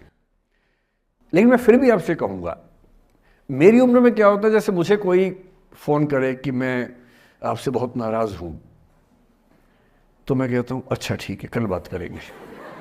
नहीं, मैं आपसे बहुत नाराज़ हूँ, मेरा दिल टूट गया है। मैं कहता हूँ देखो मुझे नींद आ रही है अभी, let me sleep, we will talk tomorrow, you just do one thing, write down all the points and we will discuss in the morning. When I come to office, you come to my cabin and we will discuss. Don't worry, I'll find out the solution for you. कह रहे हैं आप कैसी बात कर रहे हैं, मैं ना सो पा रहा हूँ ना मैं जाग पा रहा हूँ। तो मैंने कहा दैट इज योर प्रॉब्लम। मैं तो सो भी रहा हूँ जाके, ये तो कोई दिक्कत नहीं हुई भाई। तो मैं तो ऐसा हो चुका हूँ कि दुनिया में कुछ भी हो जाए मुझे टाइम पे नींद आ जाती है, कुछ भी हो जाए। मतलब एक आध, अब जैसे मेरी माता जी की मृत्यु हुई तो मुझे नींद नहीं आई कुछ दिनों तक, ठीक बात है, नहीं आनी चाहिए उस समय, तब भी आ गई तो फिर इंसान और पत्थर में क्या अंतर बचा, सीधी सी बात है। But keeping aside those rare instances, कोई कुछ भी कर ले हमें तो बढ़िया नींद आती है। और मैं ये कहना चाह रहा हूं, मैंने ये सीखा है अपने पिताजी से, और सीख सकते हैं इसको, ये केवल तुक्के की बात नहीं है, सीख सकते हैं। मेरे जो पेरेंट्स हैं, पिताजी और माँ, वो एक अनूठा कॉम्बिनेशन है। अच्छा, किसी शादीशुदा जोड़े से अकेले में बात करके देखिए, जब वो कंफर्टेबल हो आपके साथ, आप उनको बोलिए कि मुझ में और मेरी पत्नी में या मुझ में और मेरे पति में ज़्यादा चीज़ें मैच नहीं होती हैं। सीरियस होकर बोलना, मजाक के मूड में नहीं, सीरियस मुंह बना के बोलिए, थोड़ा भरोसे में लेके। दुनिया का हर जोड़ा आपसे बोलेगा आप में तो फिर भी कुछ मैच होता है, हम में तो कुछ मैच नहीं होता, एक भी मैच, सारे जोड़े ऐसे ही चल रहे हैं। सबको लगता है कि उसका घर बढ़िया चल रहा है, मेरा ही ठीक नहीं चल रहा, क्योंकि उसका घर आपने फेसबुक पे देखा है, अच्छी अच्छी फोटो देखी हैं, 24 घंटे में से जो 2 अच्छे मिनट आए थे उसमें ली गई 25 फोटो में से बेस्ट फोटो फेसबुक पे आई थी। और अपने घर में आप बाकी 24 घंटे में से 2 मिनट छोड़ के बाकी देख रहे हैं। तो दूसरे का घर हमेशा अच्छा लगता है कि यार लाइफ हो तो उनके जैसी हो। तो हमारे माता पिता भी स्वभाव उनका भी थोड़ा अलग रहा, सबका है, हमारा भी है। तो मेरे पिताजी हैं मस्त मौला आदमी, जैसे कबीरदास एकदम फक्कड़ मस्त मौला आदमी, भाड़ में जाए दुनिया उस मूड में रहते हैं, नुकसान हो जाए भाड़ में जाए। गीता का सार उन्होंने अपने मन में बिठा लिया है। उनका बड़े से बड़ा नुकसान हो जाता है तो क्या बोलते हैं, हमारा क्या था जो लाए थे, जो लिया यहीं से लिया, जो दिया यहीं दिया, साथ लेके क्या जाना है, बात खत्म। कोई टेंशन ही नहीं उनको। और बाकी सब लोग टेंशन में कि अब क्या करें, ये हो गया वो हो गया, कैसे मैनेज करें। मेरी माँ को तनाव हो जाता था, और जब पिताजी ऐसे हो तो माँ को तनाव होगा, सीधी सी बात है। अगर माँ वैसी होती पिताजी तनाव में रहते हैं, तो सामान्य बात है। जब घर में एक व्यक्ति मस्त मौला हो तो बाकी लोग तनाव तो फिर बांटेंगे ना आपस में। वो बड़ा तनाव में रहती थी, उनको घर की चिंता, बच्चों की चिंता बहुत सताती थी। पिताजी भी चिंतित थे बच्चों को लेकर, जैसे कोई पिता होता है, पर उनकी नेचर थी कि ठीक है देख लेंगे जो होगा, अरे देख लेंगे, अरे भाड़ में जाओ, उस मूड में रहते हैं, आज भी रहते हैं। मेरी माँ 73 की उम्र से कुछ महीने पहले चल बसी, उनका जीवन समाप्त हुआ। मतलब मुझे नहीं पता कि जीवन क्यों समाप्त होता है, क्योंकि बड़े बूढ़े कहते हैं कि हर व्यक्ति के सांस का इतिहास है, सांसें लिखी हुई हैं ईश्वर ने, उतनी सांसें मिलेगी। मुझे बहुत भरोसा इस बात में है नहीं, क्योंकि भगवान ऐसा क्यों करेगा कि जापान में सांसें ज़्यादा लिखेगा और अफ्रीका में कम लिखेगा, भगवान ऐसा क्यों करेगा। और अगर सांसें पहले से लिखी हुई हैं तो हमारी जीवन प्रत्याशा क्यों बढ़ती जा रही है। अगर सांसें पहले से फिक्स हैं तो आज़ादी के समय से लेकर आज के 70 साल में जीवन प्रत्याशा लगभग 2.5-3 गुना बढ़ गई। और हम ये भी कहते हैं कि लोग खराब हैं। अगर लोग बुरे हैं तो जीवन छोटा होना चाहिए कर्मों के हिसाब से। लोग खराब हैं और जीवन बड़ा होता जा रहा है। तो मुझे उन मान्यताओं में बहुत भरोसा है नहीं कि सांसें लिखी हुई हैं। अगर सांसें लिखी होती तो मनुष्य की औसत आयु 25 साल से ऊपर नहीं होनी चाहिए थी, 25-30 मैक्सिमम। और हम 70-80 साल धूमधाम से जी रहे हैं, जिसका मतलब है कि यह भगवान से ज़्यादा इंसान ने लिखा है, मेडिकल साइंस ने लिखा है, वैज्ञानिकों ने लिखा है। और मैं ऐसा व्यक्ति हूँ, मैं बहुत धार्मिक व्यक्ति हूँ नहीं, और मैं इसको छिपाता भी नहीं हूँ। मैं बहुत छिप छिप के बहुत जी लिया। अब मैंने ठान लिया कि मैं जैसा हूँ वैसा रहूँगा। ना मुझे किसी पार्टी से मतलब है, ना किसी विचारधारा से मतलब है। मैं विचार वाला आदमी हूँ, धारा वाला नहीं हूँ। जिसको धारा में बहना है बहे, हम तो अकेले चलेंगे, विचार के साथ चलेंगे। जो ठीक लगता है वो बोलेंगे और वैसे ही रहेंगे। हाँ, गलत बोलने से बचता हूँ, किसी के बारे में गलत बोलना मुझे अच्छा नहीं लगता है, लेकिन जो सही लगता है वो तो बोलूँगा ना भाई। मेरे पिताजी 81 साल के हैं, अभी 81 साल के हुए कुछ दिन पहले, और एकदम मस्त मौला आदमी है, मुझसे ज़्यादा युवा हैं। मैं 50 साल का बूढ़ा हूँ, वो 81 साल के युवा हैं। उनके चेहरे की चमक, मतलब कई ट्यूबलाइट फेल है उनके सामने, ऐसी चमक चेहरे पर रहती है। क्यों रहती है? उसकी एक वजह यह कि वो रोज़ सुबह 2-3 घंटे प्राणायाम, योग, ध्यान, बहुत कुछ करते हैं।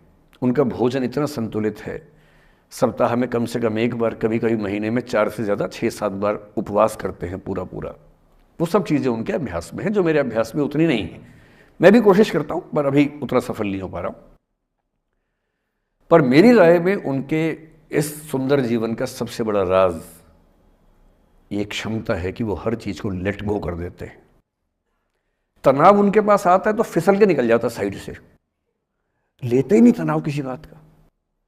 कुछ भी हो जाता है तनाव ही नहीं लेते। और मुझे लगता है कि काश ये चीज़ मेरी माँ के स्वभाव में होती, कम से कम 10 साल उनका जीवन और ज़्यादा तो होता। और मैं अपने अनुभव से बता रहा हूँ, बहुत विश्वास से बता रहा हूँ। मैं ना सोने जागने में नियमित व्यक्ति हूँ, ना मैं बहुत कसरत करता हूँ। ठीक हूँ, मतलब बुरा भी नहीं हूँ, ठीक हूँ। मेरी उम्र के अधिकांश लोग बीपी, शुगर, बहुत बीमारियों से ग्रस्त हैं। मैं फिलहाल नहीं हूँ। क्यों नहीं हूँ? मेरे पास इसका उत्तर एक ही है, मैं लोड लेता नहीं किसी बात का, दबाव लेता नहीं, तनाव लेता नहीं। भाई अच्छा हो रहा है तो भी ठीक है। जब मैं सफल, जैसे मैं 3 साल में पिछले काफ़ी सफल हो गया, जितना मुझे नहीं होना चाहिए था, मैं तो कैसे हो गया हूँ सफल। अगर मैं सफल हो गया तो मैं इस बात का लोड भी नहीं ले रहा कि मैं सफल क्यों हो गया। अरे हो गया तो किस दो हो गया, कई लोग हो जाते हैं, हम भी हो गए, ऐसा क्या है। कल को नहीं रहूंगा, मान लीजिए, ऐसा हो सकता है, कल को फेल हो जाऊं कहीं। फेलियर को पचाना पता नहीं कितना मुश्किल होता होगा लोगों के लिए। मैं अपने बारे में जानता हूं, मुझे मुश्किल नहीं होने वाला, क्योंकि मैंने सफलता का लोड लिया ही नहीं अपने ऊपर। विफलता मुझे क्या प्रभावित करेगी, बहुत फर्क नहीं पड़ता है। और मैं दावे से कह रहा हूं कि यदि ये टेम्परामेंट आपका हो, जो मेरे पिताजी से मैंने सीखा है, तो आप जिंदगी में सफल कितने होंगे वो एक अलग पैरामीटर है, पर आपकी ज़िंदगी शानदार होगी। और जितनी ज़िंदगी आपकी है, जितनी सांसें आप कहते हैं कि लिखी हुई हैं, गारंटी से कह रहा हूं कि 10 साल बढ़ जाएंगे। कुछ और लोगों के आप कम कर देंगे अलग बात है, लेकिन अपने 10 साल बढ़ा लेंगे। इसलिए ये सीखना बहुत ज़रूरी है कि कैसे लेट गो करना है ज़िंदगी की चीज़ों को। 3-4 प्रसंग होते हैं। एक होता है कि आप किसी को बहुत चाहते हैं पर वो आपको नहीं चाहता। आपकी उम्र में ये सब तो खेल होता है, और क्या खेल होता है। मेरे घर में 2 बच्चे हैं 17 साल के, तो मैं उनको देख के समझता रहता हूँ। वो मुझसे छुप छुप के किसी से बात करते हैं और मैं छुप छुप के सुन लेता हूँ। तो उन्हें नहीं पता, मुझे तो नाम भी पता है किससे बात करते हैं, एक आध का तो एड्रेस भी पता है मुझे। और मैं तो बच्चों को बोलता हूँ कभी जाना वाना हो तो मैं ले चलूँगा, चिंता मत करना, बोल देना कि ड्राइवर साथ में आया है, टेंशन मत लेना। तो मेरे तो बच्चे मेरे दोस्त हैं, मैं तो बड़ा दोस्ती के भाव में रहता हूँ। मेरा एक ही बेंचमार्क है कि वो जिस उम्र में जैसे हैं मैं कैसा था, और वो मुझसे अच्छे चल रहे हैं। उससे ज़्यादा उम्मीद मुझे करने में नहीं चाहिए। मैंने जो कुकृत्य 8वीं क्लास में किए थे उन्होंने 11वीं क्लास में किए, तो बहुत है। मैं ये क्यों मान के चलूँ कि वो देवी देवता पैदा होंगे? मेरे ही तो बच्चे हैं भाई। जीन तो मेरे ही है, तो कैसे देवी देवता हो जाएंगे? तो ज़्यादा उम्मीदें क्यों पालनी है बच्चों से भी? मैं क्यों चाहूँ कि मेरा बच्चा आईएएस जॉब करे? क्यों करे? वो आईएएस भी क्यों करे? उसका मन करेगा तो करेगा, नहीं करेगा तो भाड़ में जाए। अगर वो कहेगा कि मुझे स्टार्टअप करना है, स्टार्टअप कर लो भाई। अगर वो कहेगा मुझे कुछ और नौकरी करनी है प्राइवेट सेक्टर में, तो वो कर लो। मैं क्यों ठेकेदार बनूं उसका भाई? मैं क्यों ये चाहूँ कि वो मेरे रास्ते पर चले, मुझसे बेहतर बने? ये सब बेकार की बातें हैं। और पेरेंट्स, आज तो बच्चों से बात कर रहा हूँ, जैसे मैं पेरेंट्स से बात करता हूँ उनकी बहुत क्लास लगाता हूँ कि पेरेंट होना और बच्चे का दुश्मन होना कई बार बराबर हो जाता है। और यदि आप नहीं चाहते कि आप बच्चों के दुश्मन बने, बहुत सारे लोग मन ही मन में पेरेंट से नफरत करते हैं, माँ बाप से नफरत करते हैं, क्योंकि माँ बाप ने पेरेंटहुड का धर्म ठीक से निभाया नहीं। उन्होंने इतनी इच्छाएं थोपी, इतने दबाव बनाए कि बच्चों को ज़िंदगी के कई फैसले इस दबाव में करने पड़े कि मेरे पेरेंट्स ये चाहते हैं, वो बन ही नहीं पाए जो वो थे। और दुनिया में सबसे बुरी स्थिति है वो न हो पाना जो आप हैं। अपनी सहजता से दूर होना, इससे बड़ी बुरी कोई स्थिति नहीं। साहित्य में इस पर खूब लिखा गया है।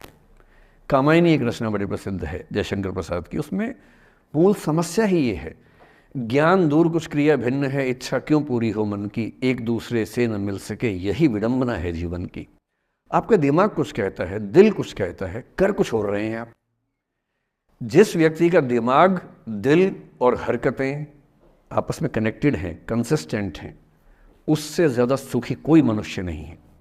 इसलिए मैं अक्सर कहता हूँ कि आप खुश हैं या नहीं, इसका सबसे बड़ा पैरामीटर ये है, आपका दिमाग, आपका दिल, आपकी हरकतें, आपके एक्ट्स अगर कंसिस्टेंट हैं, कोहेरेंट हैं, कनेक्टेड हैं, इंटीग्रेटेड हैं, तो आपसे ज़्यादा सुखी कोई नहीं है। और यदि आप पूरी ज़िंदगी केवल निभाने में खर्च कर देते हैं तो ठीक है, दुनिया की निगाह में आप सफल होंगे, पर किस दिन खबर आ सकती है कि अच्छे आदमी थे, नहीं झेल पाए, नहीं झेल पाए, अंत में दिल का दौरा पड़ जाता है, बीपी हो जाता है, डायबिटीज़ हो जाता है। बच्चे बोलते हैं कि डायबिटीज़ चीनी खाने से होता है, बेकार बात है, डायबिटीज़ स्ट्रेस से होता है। डायबिटीज़ होने के बाद चीनी खाना मना है। चीनी खाने से आज तक किसी को डायबिटीज़ नहीं हुआ है। डायबिटीज़ केवल तनाव से होता है। तनाव पहले ही दुनिया में इतने सारे हैं, नौकरी के तनाव, कितने झंझट दुनिया में हैं, उसके ऊपर से अपने स्वभाव से दूर होने का तनाव, कितना बड़ा तनाव है, क्यों पालना चाहिए। तो मैं कुछ सूत्रों में आपको बात बताता हूँ। इस उम्र में आप कितना उसको फॉलो कर पाएंगे मुझे नहीं पता, लेकिन कोशिश करेंगे तो कुछ तो फ़ायदा हुआ ही। पहला सूत्र मेरा आप लोगों के लिए ये है कि जब आप किसी को पसंद करें और वो आपको पसंद ना करे तो टेंशन नहीं लेनी है, तेज़ाब तो नहीं उठाना है। ठीक, कई लोग इस मूड में रहते हैं, मुझे पसंद नहीं करेगी, मैं राजा हूँ, मैं नवाब हूँ, मुझे पसंद नहीं करेगी। अरे तू क्या है भाई, नहीं पसंद हो तो नहीं पसंद हो, ये क्या बात हुई। सबसे पहले अपने अंदर से लोकतांत्रिक बनिए, डेमोक्रेटिक बनिए। जैसे आपको हक है किसी व्यक्ति को पसंद करने का, उसको भी हक है किसी को पसंद या नापसंद करने का। यदि कोई ऐसा व्यक्ति जिसको आप पसंद नहीं करते वो आपको प्रपोज करे तो आप उसको मना ही तो करेंगे। बस मना इज्जत से कीजिए, किसी को बेआबरू करके मत भेजिए। ये नहीं कि अच्छा तुम शीशा देखा है कभी, रुको रुको आईना मेरी जेब में लो, ऐसे नहीं करना है। बड़े बेआबरू होकर तेरे कूचे से हम निकले, वो वाला भाव जो गालिब को आया था वो भाव नहीं आना चाहिए। अगर कोई आपको कभी प्रपोज करे, आप लोगों की उम्र है, ये सब चलता ही होगा आप लोगों के बीच में, मैं आपके टीचर से सामने बोल रहा हूँ, लेकिन मैं ऐसा ही हूँ, मैं जानता हूँ कि आपकी उम्र में से होता होगा, सब जानते हैं तो होता ही होगा। कभी किसी से ये उम्मीद मत करना कि वो आपको पसंद करे ही करे। यदि कोई रिजेक्ट करे, बस हाँ, रिजेक्शन थोड़ा प्यार से होना चाहिए, बदतमीजी से नहीं होना चाहिए। उसके अधिकारों का उतना ही सम्मान कर रहे हैं जितना आप अपने अधिकार का सम्मान करते हैं। कि ठीक है भाई, आपको मैं पसंद नहीं, कोई बात नहीं, तू नहीं कोई और सही, कोई और नहीं कोई और सही, बहुत लंबी है जमी मिलेंगे लाख हंसी, इस जमाने में सनम तू अकेली तो नहीं। कितने लोग हैं दुनिया में, ऐसा क्या है। और मैंने बहुत प्यारे प्यारे बच्चों को देखा रोते बिलखते हुए कि मैंने उसको प्रपोज किया, उसने मुझे मना कर दिया। अंकल, छोटे छोटे बच्चे आजकल मुझे लव गुरु मानते हैं अपने आसपास। वो मेरे पास आके ऐसी ऐसी बातें बताते हैं, बड़ी क्यूट तोतली आवाज़ में। मैंने उसको प्रपोज किया, उसने मुझे ऐसे वाली आवाज़ में एकदम रोते बिलखते हुए। तो मैं बोलता हूँ बधाई हो बहुत बहुत तुम्हें, कॉन्ग्रेचुलेशन। मैंने अपनी ज़िंदगी में ऐसे 50 मामले देखे और 50 में से कम 49 मामले में जब कहीं दिल नहीं लगा, बाद में उससे बेहतर ही व्यक्ति मिला। अगर कभी ऐसा हो ना, मन ही मन में बधाई देना अपने आप को कि बच गया। हाँ बोल देता तो फंस जाती, हाँ बोल देते तो मर जाता। और मन में भाव वही रखना है, तू नहीं कोई और सही बात कर, स्ट्रेस नहीं लेना है। मैं जानता हूं कि आपकी उम्र में आसान नहीं होता, आपको रात रात भर सपने आएंगे, बेचैनी होगी, करवटें बदलते रहे सारी रात हम, आपकी कसम आपकी कसम, ये सब ड्रामा होता है। ये फिल्मी गीत है, मुझे गीत कविता इतना याद है कि मुझे हर बात में वही दिमाग में आता है, मैं क्या करूं। ये होता है आपकी उम्र में, पर वो भी एक फेज है। अगर ये फेज नहीं जिया तो भी क्या जीवन जिया। कभी कभी बेचैनी भी तो होनी चाहिए, वरना जिंदगी में मजा क्या है। अगर हर चीज लिनियर है, हर चीज फॉर्मुलाइज है, फिर मजा क्या है जिंदगी में। ये उठापटक, ये बेचैनी, ये घबराहट, ये तनाव, संतरास भी तो होना चाहिए कभी कभी जिंदगी में। इससे बुरी स्थिति तब होती है जब आप किसी रिलेशनशिप में हैं और वहां ब्रेकअप हो जाए, ये भी होता है। देखिए, मैं आपको बड़ी खरी खोटी सुनाने के मूड में हूं। जिस जिस तरह का प्रेम आप लोगों की पीढ़ी में होता है, मैं ये नहीं कह रहा कि आपकी पीढ़ी खराब है, हर पीढ़ी ऐसी होती है, बस ये कि आपकी पीढ़ी को सुविधाएं ज़्यादा मिल गई हैं। हमारी पीढ़ी में ना चिट्ठी लिख के भेजनी पड़ती थी, बड़ा रिस्क होता था। चिट्ठी लिखो कागज़ पे, फिर एक डाकिया ढूंढो भरोसे का, वो भरोसे वाला कुरियर बॉय या कुरियर गर्ल जाके चिट्ठी वहीं दे के आए जहाँ हमने कहा है। ये भी डाउट कहीं किसी और को दे के आ जाए। या कबूतर से बात करो, कबूतर जा जा जा, पहले प्यार की पहली चिट्ठी साजन को दिया। कबूतर का क्या भरोसा किसको दे के आ जाए। लेकिन कितना तनाव था उस ज़माने में। आपके ज़माने में क्या है, सीधे व्हाट्सएप निकाला, खटाक से भेज दिया मैसेज, और नंबर किसी से मांग लिया 1 सेकंड में। नंबर भी नहीं देना है तो किसी, कौन कौन सी ऐप होती है, मैंने सुना कुछ और ऐप्स होती है, मेरा नंबर वाली भी होती है, इंस्टा होता है, एक और भी तो कोई होती है वो जिसमें कार्टून जैसा मुंह बन जाता है, स्नैपचैट। हाँ, स्नैपचैट पे चले गए। मैंने सुना है कि उसमें नंबर भी नहीं देना पड़ता है, ऐसा कुछ चक्कर है। वहाँ ढूंढ लिया। किसी को कुछ कन्वे करना इतना आसान दुनिया में कभी नहीं हुआ था जितना आज आसान है। इन सब के ऊपर टिंडर है, बम्बल है, पता नहीं क्या क्या है, राइट लेफ्ट करते जाना है, उसी में कहानी शुरू। पर ये कहानियाँ जितने हल्के तरीके से शुरू होती हैं, मैं दावे से कह रहा हूँ कि 100 में से 99 अट्रैक्शंस 1 से 2 महीने में खत्म हो जाते हैं। क्योंकि आप जिसके प्रति अट्रैक्टेड थे ना, वो तो उसका बाहर का परसोना था। जहाँ परिचय गहरा होता है, असलियत सामने आ जाती है, और जब असलियत सामने आती है झेलना बड़ा मुश्किल होता है। आपके सपने टूट जाते हैं। आप जिस छवि पे दीवाने हुए थे, वो छवि तो सिर्फ छवि थी, वो तो इंसान नहीं था वैसा। 99% केसेस में मेरा ख्याल है कि अट्रैक्शन 1-2 महीने में समाप्त होता है। उसके बाद तो एक बोझ है जो आप ढो रहे हैं। कभी कभी होता है कि दोनों का खत्म हुआ तो बात आसान है, कभी कभी किसी एक का खत्म होता है, एक का नहीं होता है, वहाँ मामला मुश्किल हो जाता है।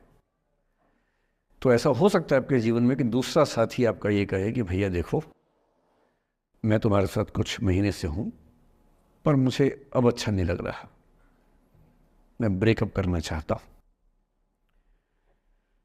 मैं आपसे ये निवेदन करूँगा कि ये मान के मत चलना कि उसने आपको धोखा दिया है, क्योंकि बच्चे तुरंत उस मुद्रा में आए थे, अच्छा अब मैं कुल्हाड़ी उठा लूँगी, अब मैं तेजाब उठा लूँगा, तूने मुझे धोखा दिया है, तूने मुझे चीट किया है, you are a cheat, you are a liar, you are a पता नहीं क्या क्या। पता, इंग्लिश में गालियाँ बड़ी सुंदर देते हैं बच्चे।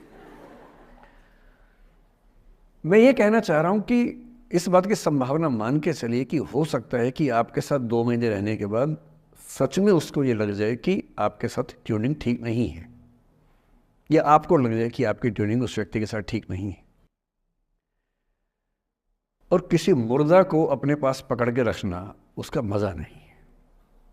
आप किसी को बांध तो लेंगे, पर जब उसका दिल आपके पास है ही नहीं, दिल विहीन लाश अपने पास टिका के रखना, एक मुर्दे को बांध के रखना, इससे बेहतर है जाने दो। बांधना नहीं, बांधते वो हैं जिनमें असुरक्षा बहुत ज़्यादा होती है। उस असुरक्षा से बचने का उपाय खुद को बेहतर बनाना है। आप इतने बेहतर हों कि आपको चाहने के लिए हज़ारों लोग हों। क्यों आप इतना डिपेंडेंट होते हैं कि इस एक व्यक्ति के अलावा मेरा कोई है ही नहीं दुनिया में, ऐसा क्यों सोचना है। और ऐसे ही मामले में ये करना है वो अफसाना जिसे अंजाम तक लाना ना हो मुमकिन, उसे एक खूबसूरत मोड़ देकर छोड़ना अच्छा। और ये खूबसूरत मोड़ कैसे होगा? अगर कोई जाना चाह रहा है तो आपके पास 3 ऑप्शंस हैं। एक, ना उसको अच्छे से बात करे, ना खराब से बात करे, न्यूट्रल होके जाने दे। एक, उसको धमकी दे, बर्बाद कर दूंगा, छोड़ूंगा नहीं। तू निकल के देख घर से, तेरे एड्रेस पता करवा लूँगा। मेरे साथ 50 दोस्त हैं, मेरे सारे आवारा हैं, सारे बेरोज़गार हैं, सारे कुंठित लोग हैं, सारे गुंडे मवाली हैं, उनका धंधा यही है, तेरे पीछे छोड़ दूंगा सबको। एक ही तरीका है। और तीसरा ये कि ठीक है यार, ऑल द बेस्ट, जा सिमरन जा, जी ले अपनी ज़िंदगी। अरे ठीक है, हो सकता है मैं तुझे ठीक नहीं लगा, कोई बात नहीं, लेकिन किसी से मिलो तो बढ़िया से मिलना, तेरी ज़िंदगी अच्छी हो। मैं भी ढूंढ ही लूँगा किसी न किसी को, थोड़ी हेल्प कर दियो, कहीं इंट्रो करवा दियो मेरी भी, लेकिन ठीक है तू भी जा। ये होता है खूबसूरत मोड़ देकर छोड़ना। अच्छा, चिपकू नहीं बनना है किसी के पीछे, ना बोरा जाना है कि तुम जाओ, मैं तो दीवाना, स्थाई दीवाना हूँ तुम्हारा। कोई जब तुम्हारा हृदय तोड़ दे, तड़पता हुआ जब तुम्हें छोड़ दे, तब तुम मेरे पास आना प्रिय, मेरा दर खुला है, खुला ही रहेगा तुम्हारे लिए। वाह। पहले के ज़माने में बेरोज़गारी का ये लक्षण था। हम जब छोटे थे ये गाने सुनते थे, हम ये सुन के बड़े हुए कि ऐसा ही करना पड़ता है शायद प्रेम में। तो हमारे स्कूल में लोगों ने इसका पैरोडी बनाई, जब कोई तुम्हारा सर फोड़ दे, तड़पता हुआ जब तुम्हें छोड़ दे, तब तुम मेरे पास आना प्रिय, ये क्लिनिक खुला है, खुला ही रहेगा तुम्हारे लिए, तो बस आ जाना। जब कोई तुमको सड़क पे छोड़ दे, गाड़ी अपनी वहाँ से मोड़ ले, तब तुम मेरे पास आना प्रिय, ये ठेला खड़ा है, खड़ा ही रहेगा तुम्हारे लिए। क्यों भाई, क्यों खड़े रहोगे, बेरोजगार हो क्या? अरे ठीक, जा सिमरन जा, जी ले, और मैं भी जा रहा हूँ जीने के लिए। ये दीवाना नहीं बनना है कि तुम मतलब मुझे ना चाहो तो कोई बात नहीं, किसी और को चाहोगी तो मुश्किल होगी। अजीब हाल है यार, तुम ठेकेदार हो कि तेरा ठेका मेरे पास है, नहीं तो किसी के पास नहीं है। अजीब हाल है। अरे ठीक है भाई, उसकी ज़िंदगी है, जीने दो उसको। क्यों किसी की ज़िंदगी में इतना हावी होने का प्रयास करना है? जब आप नहीं चाहते कि आपकी ज़िंदगी में कोई हावी हो, आप क्यों किसी की ज़िंदगी में इतने हावी होंगे? और जब बहुत दर्द हो ना, हमेशा दूसरे के पर्सपेक्टिव से भी सोच के देखिए कि उसको ऐसा क्यों करना पड़ा। क्या पता कोई मजबूरी हो, कभी कभी होती है। मैं बुद्ध की मजबूरी सोच के परेशान होता हूँ कई बार, और फिर मैं सोचता हूँ कि काश यशोधरा जैसा व्यक्तित्व सबका होता। बुद्ध की रियल कहानी क्या है शायद किसी को नहीं पता। मैं जिस कहानी की बात कर रहा हूँ, मैथिली शरण गुप्त नाम के एक बड़े प्रसिद्ध कवि ने यशोधरा नाम की पुस्तक में वो कहानी लिखी है, भूमिका में जिक्र किया। बुद्ध बचपन से ही थोड़े से वैरागी किस्म के व्यक्ति थे। उनकी कुंडली देख के एक ज्योतिषी ने बताया भी था। माता पिता बहुत परेशान थे, शुद्धोदन उनके पिता का नाम था। माता पिता ने बहुत कोशिश की कि इस बच्चे का मन विरक्त न हो। अच्छा महल बनवाया, सारी सुविधाएं दी। जैसे ही बुद्ध थोड़े से किशोरावस्था में आए, उस समय की दुनिया की सबसे खूबसूरत महिला से, लड़की से, यशोधरा से उसकी शादी करवा दी। यशोधरा के पिता ने काफ़ी एग्ज़ाम लिए बुद्ध जी के, वो सारे एग्ज़ाम में पास हुए, तब जाके शादी हुई, ऐसे नहीं हुई। शादी हुई तो बुद्ध भी ठीक था, रमे रहे उस जीवन में। बेटा हुआ उनका राहुल। अब बुद्ध की विरक्ति का भाव बढ़ता जा रहा था। 29 साल की उम्र के आसपास ऐसा हुआ कि उन्होंने एक मृत व्यक्ति को देख लिया, एक बूढ़े को देखा, एक भिखारी को देखा, एक बीमार को देखा, विरक्त हो गए और उनका मन हुआ घर छोड़ दूं, ज्ञान की खोज में चला जाऊं। अब ज्ञान की खोज में जाएं, उनको पता है कि भाई मेरी पत्नी भी है, मेरा बेटा भी है, राज्य भी है, कैसे छोड़ दूं? छोड़ना जरूरी है। अंदर की आवाज है कि छोड़ो, तुम इस चीज के लिए नहीं बने हो, तुम्हारा स्वधर्म कुछ और है। बाहर की जिम्मेदारी है कि छोड़ नहीं सकते। मैं अनुमान करता हूं कि बुद्ध ने शायद अपने पिताजी से कहा हो कभी कि पिताजी मैं बहुत परेशान हूं, छोड़ना चाहता हूं। तो पिता ने समझा बुझा के मना किया होगा कि बेटा शोभा नहीं देता, ऐसा मत करो। हो सकता है पत्नी से भी बात की हो, पत्नी ने भी कहा हो कि ये क्या बात हुई, हम सबका जीवन तुम पे टिका है, बच्चा अभी बिस्तर से भी नहीं उतरा है, अभी तो चलना भी नहीं शुरू किया है, तुम ऐसी बात कर रहे हो। इसका जिक्र नहीं मिलता इतिहास में कि ये बात हुई कि नहीं हुई। और एक दिन बुद्ध ने तय किया और वो आधी रात को पत्नी और बेटे को सोता हुआ छोड़ के चले गए। इसको बौद्ध परंपरा में महाभिनिष्क्रमण कहते हैं। बुद्ध का अपने घर से निकल जाना। अब बुद्ध चले गए, लेकिन मैथिली शरण गुप्त यशोधरा के पर्सपेक्टिव से बुद्ध को देख रहे हैं। यशोधरा बहुत परेशान है, भाई पति चला गया है, बच्चे का पिता चला गया, मजाक थोड़ा है। राजा परेशान है कि उनका उत्तराधिकारी चला गया है। यशोधरा इतनी परेशान है, बहुत लंबे समय तक छंद आते रहते हैं कि वो कितनी बेचैन है, कितनी परेशान है। लेकिन यशोधरा की सबसे बड़ी परेशानी इस बात से नहीं कि बुद्ध चले गए, इस बात से है कि बिना बताए चले गए, भरोसा नहीं किया। और वो अपनी सहेली से कहती है, सिद्धि हेतु स्वामी गए, यह गौरव की बात। मुझे गर्व है कि मेरा पति इतने महान काम के लिए गया है। सिद्धि हेतु स्वामी गए, यह गौरव की बात, पर चोरी चोरी गए, यही बड़ा व्याघात। सखी सखी वो मुझसे कहकर जाते, कह तो क्या वो मुझको अपनी पथ बाधा ही पाते। क्या मैं रास्ता रोकती उनका? उसके मन में ये मलाल है कि बिना बताए चले गए। वो इस भाव को लेट गो नहीं कर पा रही है, परेशान है। फिर बुद्ध को ज्ञान मिला 6 साल की तपस्या के बाद, बोधगया में बोधि वृक्ष के नीचे ज्ञान मिला। बात फैल गई। जो 5 शिष्य बुद्ध को छोड़ के भाग गए थे उनके बुरे वक्त में, उन्हीं 5 को बुद्ध ने सबसे पहले ज्ञान दिया सारनाथ में, जिसको धर्मचक्र प्रवर्तन कहते हैं। बुद्ध की ख्याति बढ़ने लगी। शुद्धोदन ने बुद्ध के पास, अपने बेटे के पास कई लोगों को भेजा ये कहने के लिए कि भाई यहां भी तो आओ, हमसे भी तो मिलो। बुद्ध का ऐसा प्रताप था कि जो उनके पास जाता वो बुद्धम शरणम गच्छामि हो जाता, वापस ही नहीं आता। तो फिर शुद्धोदन ने बुद्ध के बचपन के एक दोस्त को ये कह के भेजा, भैया मैं जानता हूं तुम वापस नहीं आओगे, पर प्रभावित होने से पहले बोल देना कि पापा याद कर रहे थे। तो वो गया, उससे वायदा निभाया, हो तो गया, बुद्ध के संग में दीक्षित हो गया, पर वायदा निभा दिया। तो बुद्ध ने कहा जरूर जाऊंगा, पिताजी की आज्ञा है तो जाऊंगा ही जाऊंगा। बुद्ध पहुंचे अपने कपिल वस्तु, जो अपना इलाका था वहां पहुंचे। पूरे कपिल वस्तु में, नेपाल सिद्धार्थ नगर से नेपाल जाएंगे तो नेपाल बॉर्डर पे ही कपिल वस्तु है। मैं देखने गया था वो जगह जहां बुद्ध पैदा हुए थे, बड़ा सुंदर स्थान है, आप भी जाकर देखें कभी। तो बुद्ध पहुंचे रात को, एक धर्मशाला में रुके। अब वहां हल्ला मच गया कि राजा का बेटा धर्मशाला में। बुद्ध ने कहा भाई मैं देखो राजा का बेटा बन के नहीं आया हूं, मैं बुद्ध बन के आया हूं। सुबह उठ के भिक्षा मांगने लग गए उस इलाके में, अपने ही पिता के राज्य में। पिता ने सिर पीट लिया कि भाई क्या कर रहे हैं। फिर बुद्ध ने सूचना भिजवाई कि मैं बुद्ध हूँ, बेटा हूँ संयोग से, ठीक है मैं आ रहा हूँ मिलने के लिए, पर मैं बुद्ध होके आया हूँ, मेरी चर्या है, नियम है, मैं भिक्षा से ही जीवन जीता हूँ अपना। ठीक है, पिताजी ने कहा चल कोई बात नहीं। फिर बुद्ध गए पिता से मिलने, पिता से मिले, सबसे मिले, भरी सभा में। लेकिन यशोधरा नहीं आई मिलने के लिए, लेट गो नहीं कर पा रहे थे। उसके मन में दर्द था, छुप के क्यों गया, बता के जाता। बुद्ध ने पूछा पिता से कि यशोधरा कहाँ है, तो बोले कि वो कह रही है कि अगर बुद्ध मिलना चाहेंगे तो खुद ही मिलने आएंगे मुझसे, मैं क्यों जाऊंगी भाई, आत्मसम्मान भी तो कोई चीज़ है, मैं क्यों मिलने जाऊंगी। तो बुद्ध मिलने गए।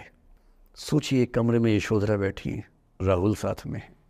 अब राहुल थोड़ा सा बड़ा हो गया है, 6-7 साल का है। बुद्ध गए हैं।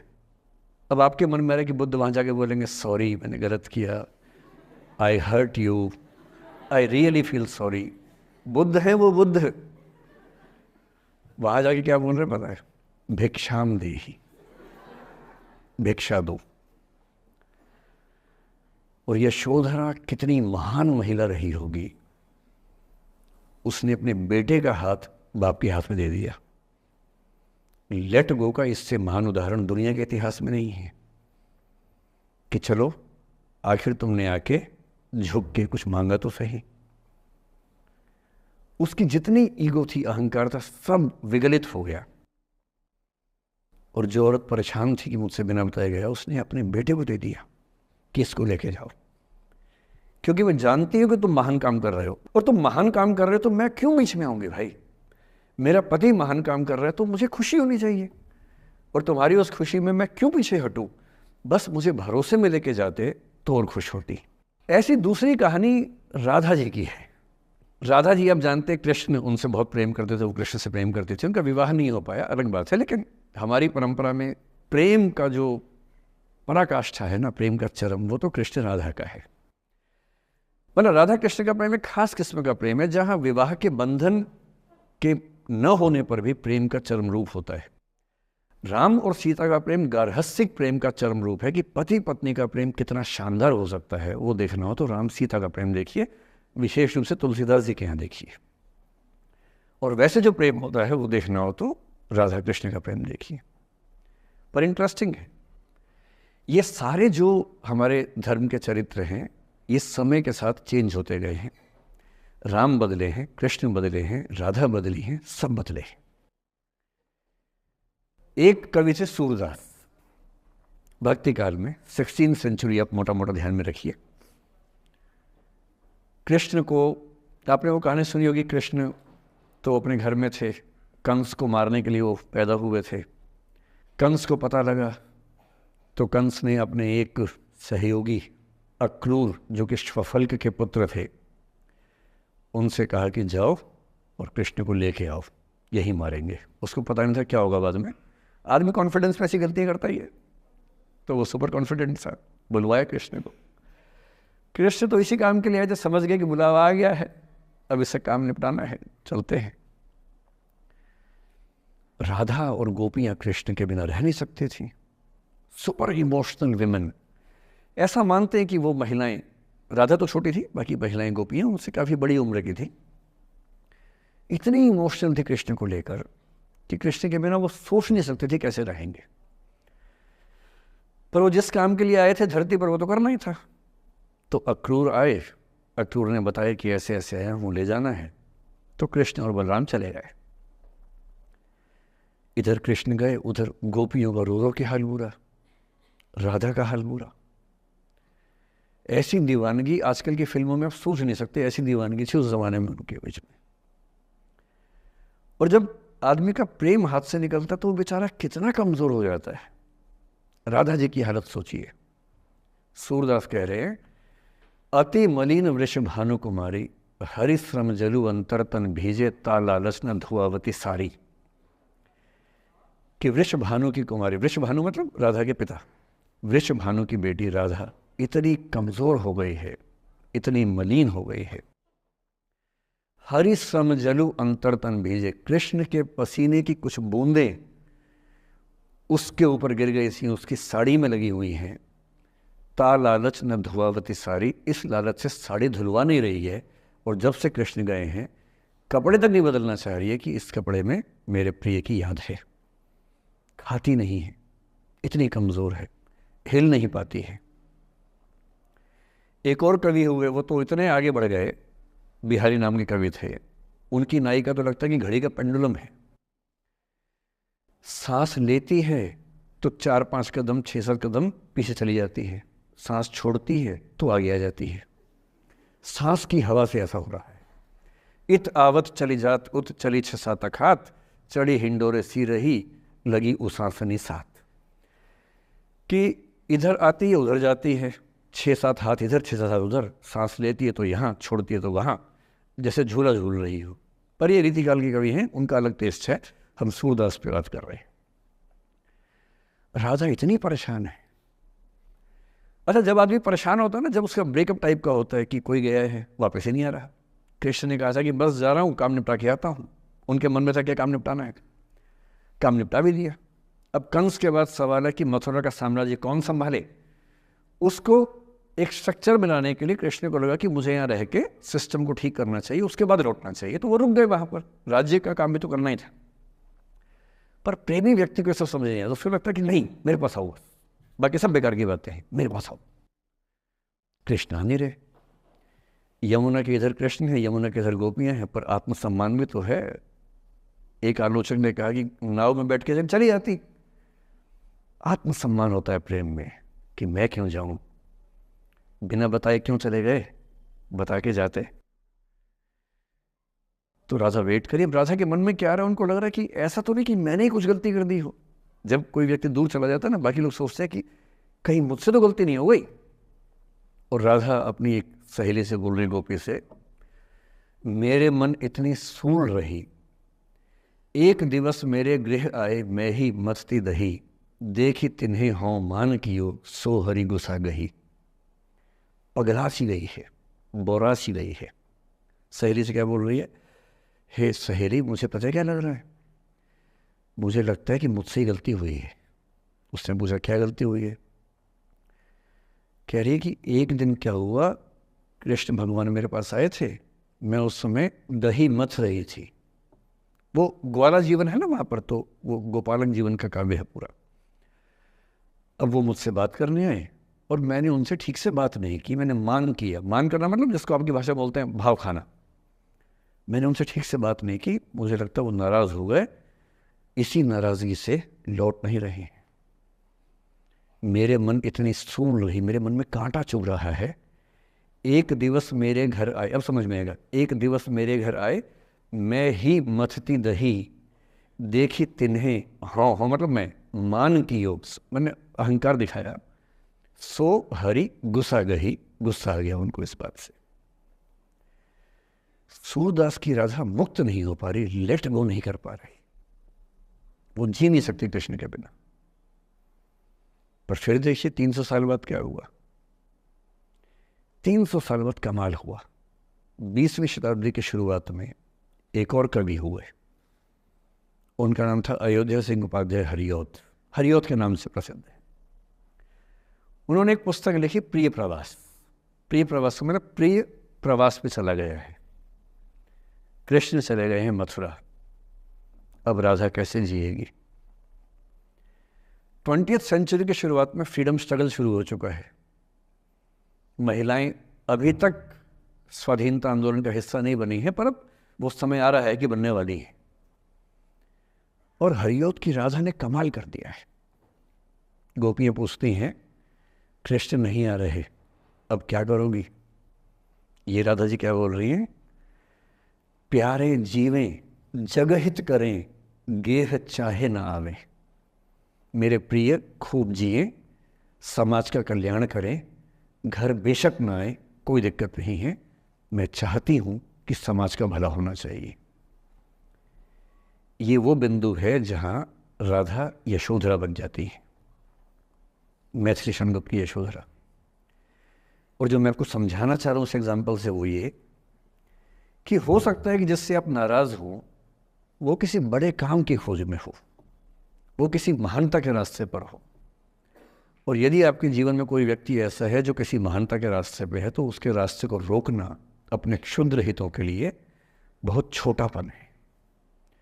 और ऐसे मामले में एक ही बात हमें सोचनी है कि वो जिस काम के लिए बना है उसे करने दो। अपने स्वार्थ के लिए किसी को बांध के रखना, किसी को लाश बना के रखना, इसका क्या मतलब है?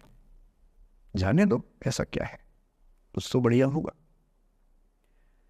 एक स्थिति हम में से कई लोगों की आती है कि हम एक टॉक्सिक रिलेशनशिप में होते हैं पर छोड़ नहीं सकते। ऐसे बहुत सारे पति पत्नी होते हैं।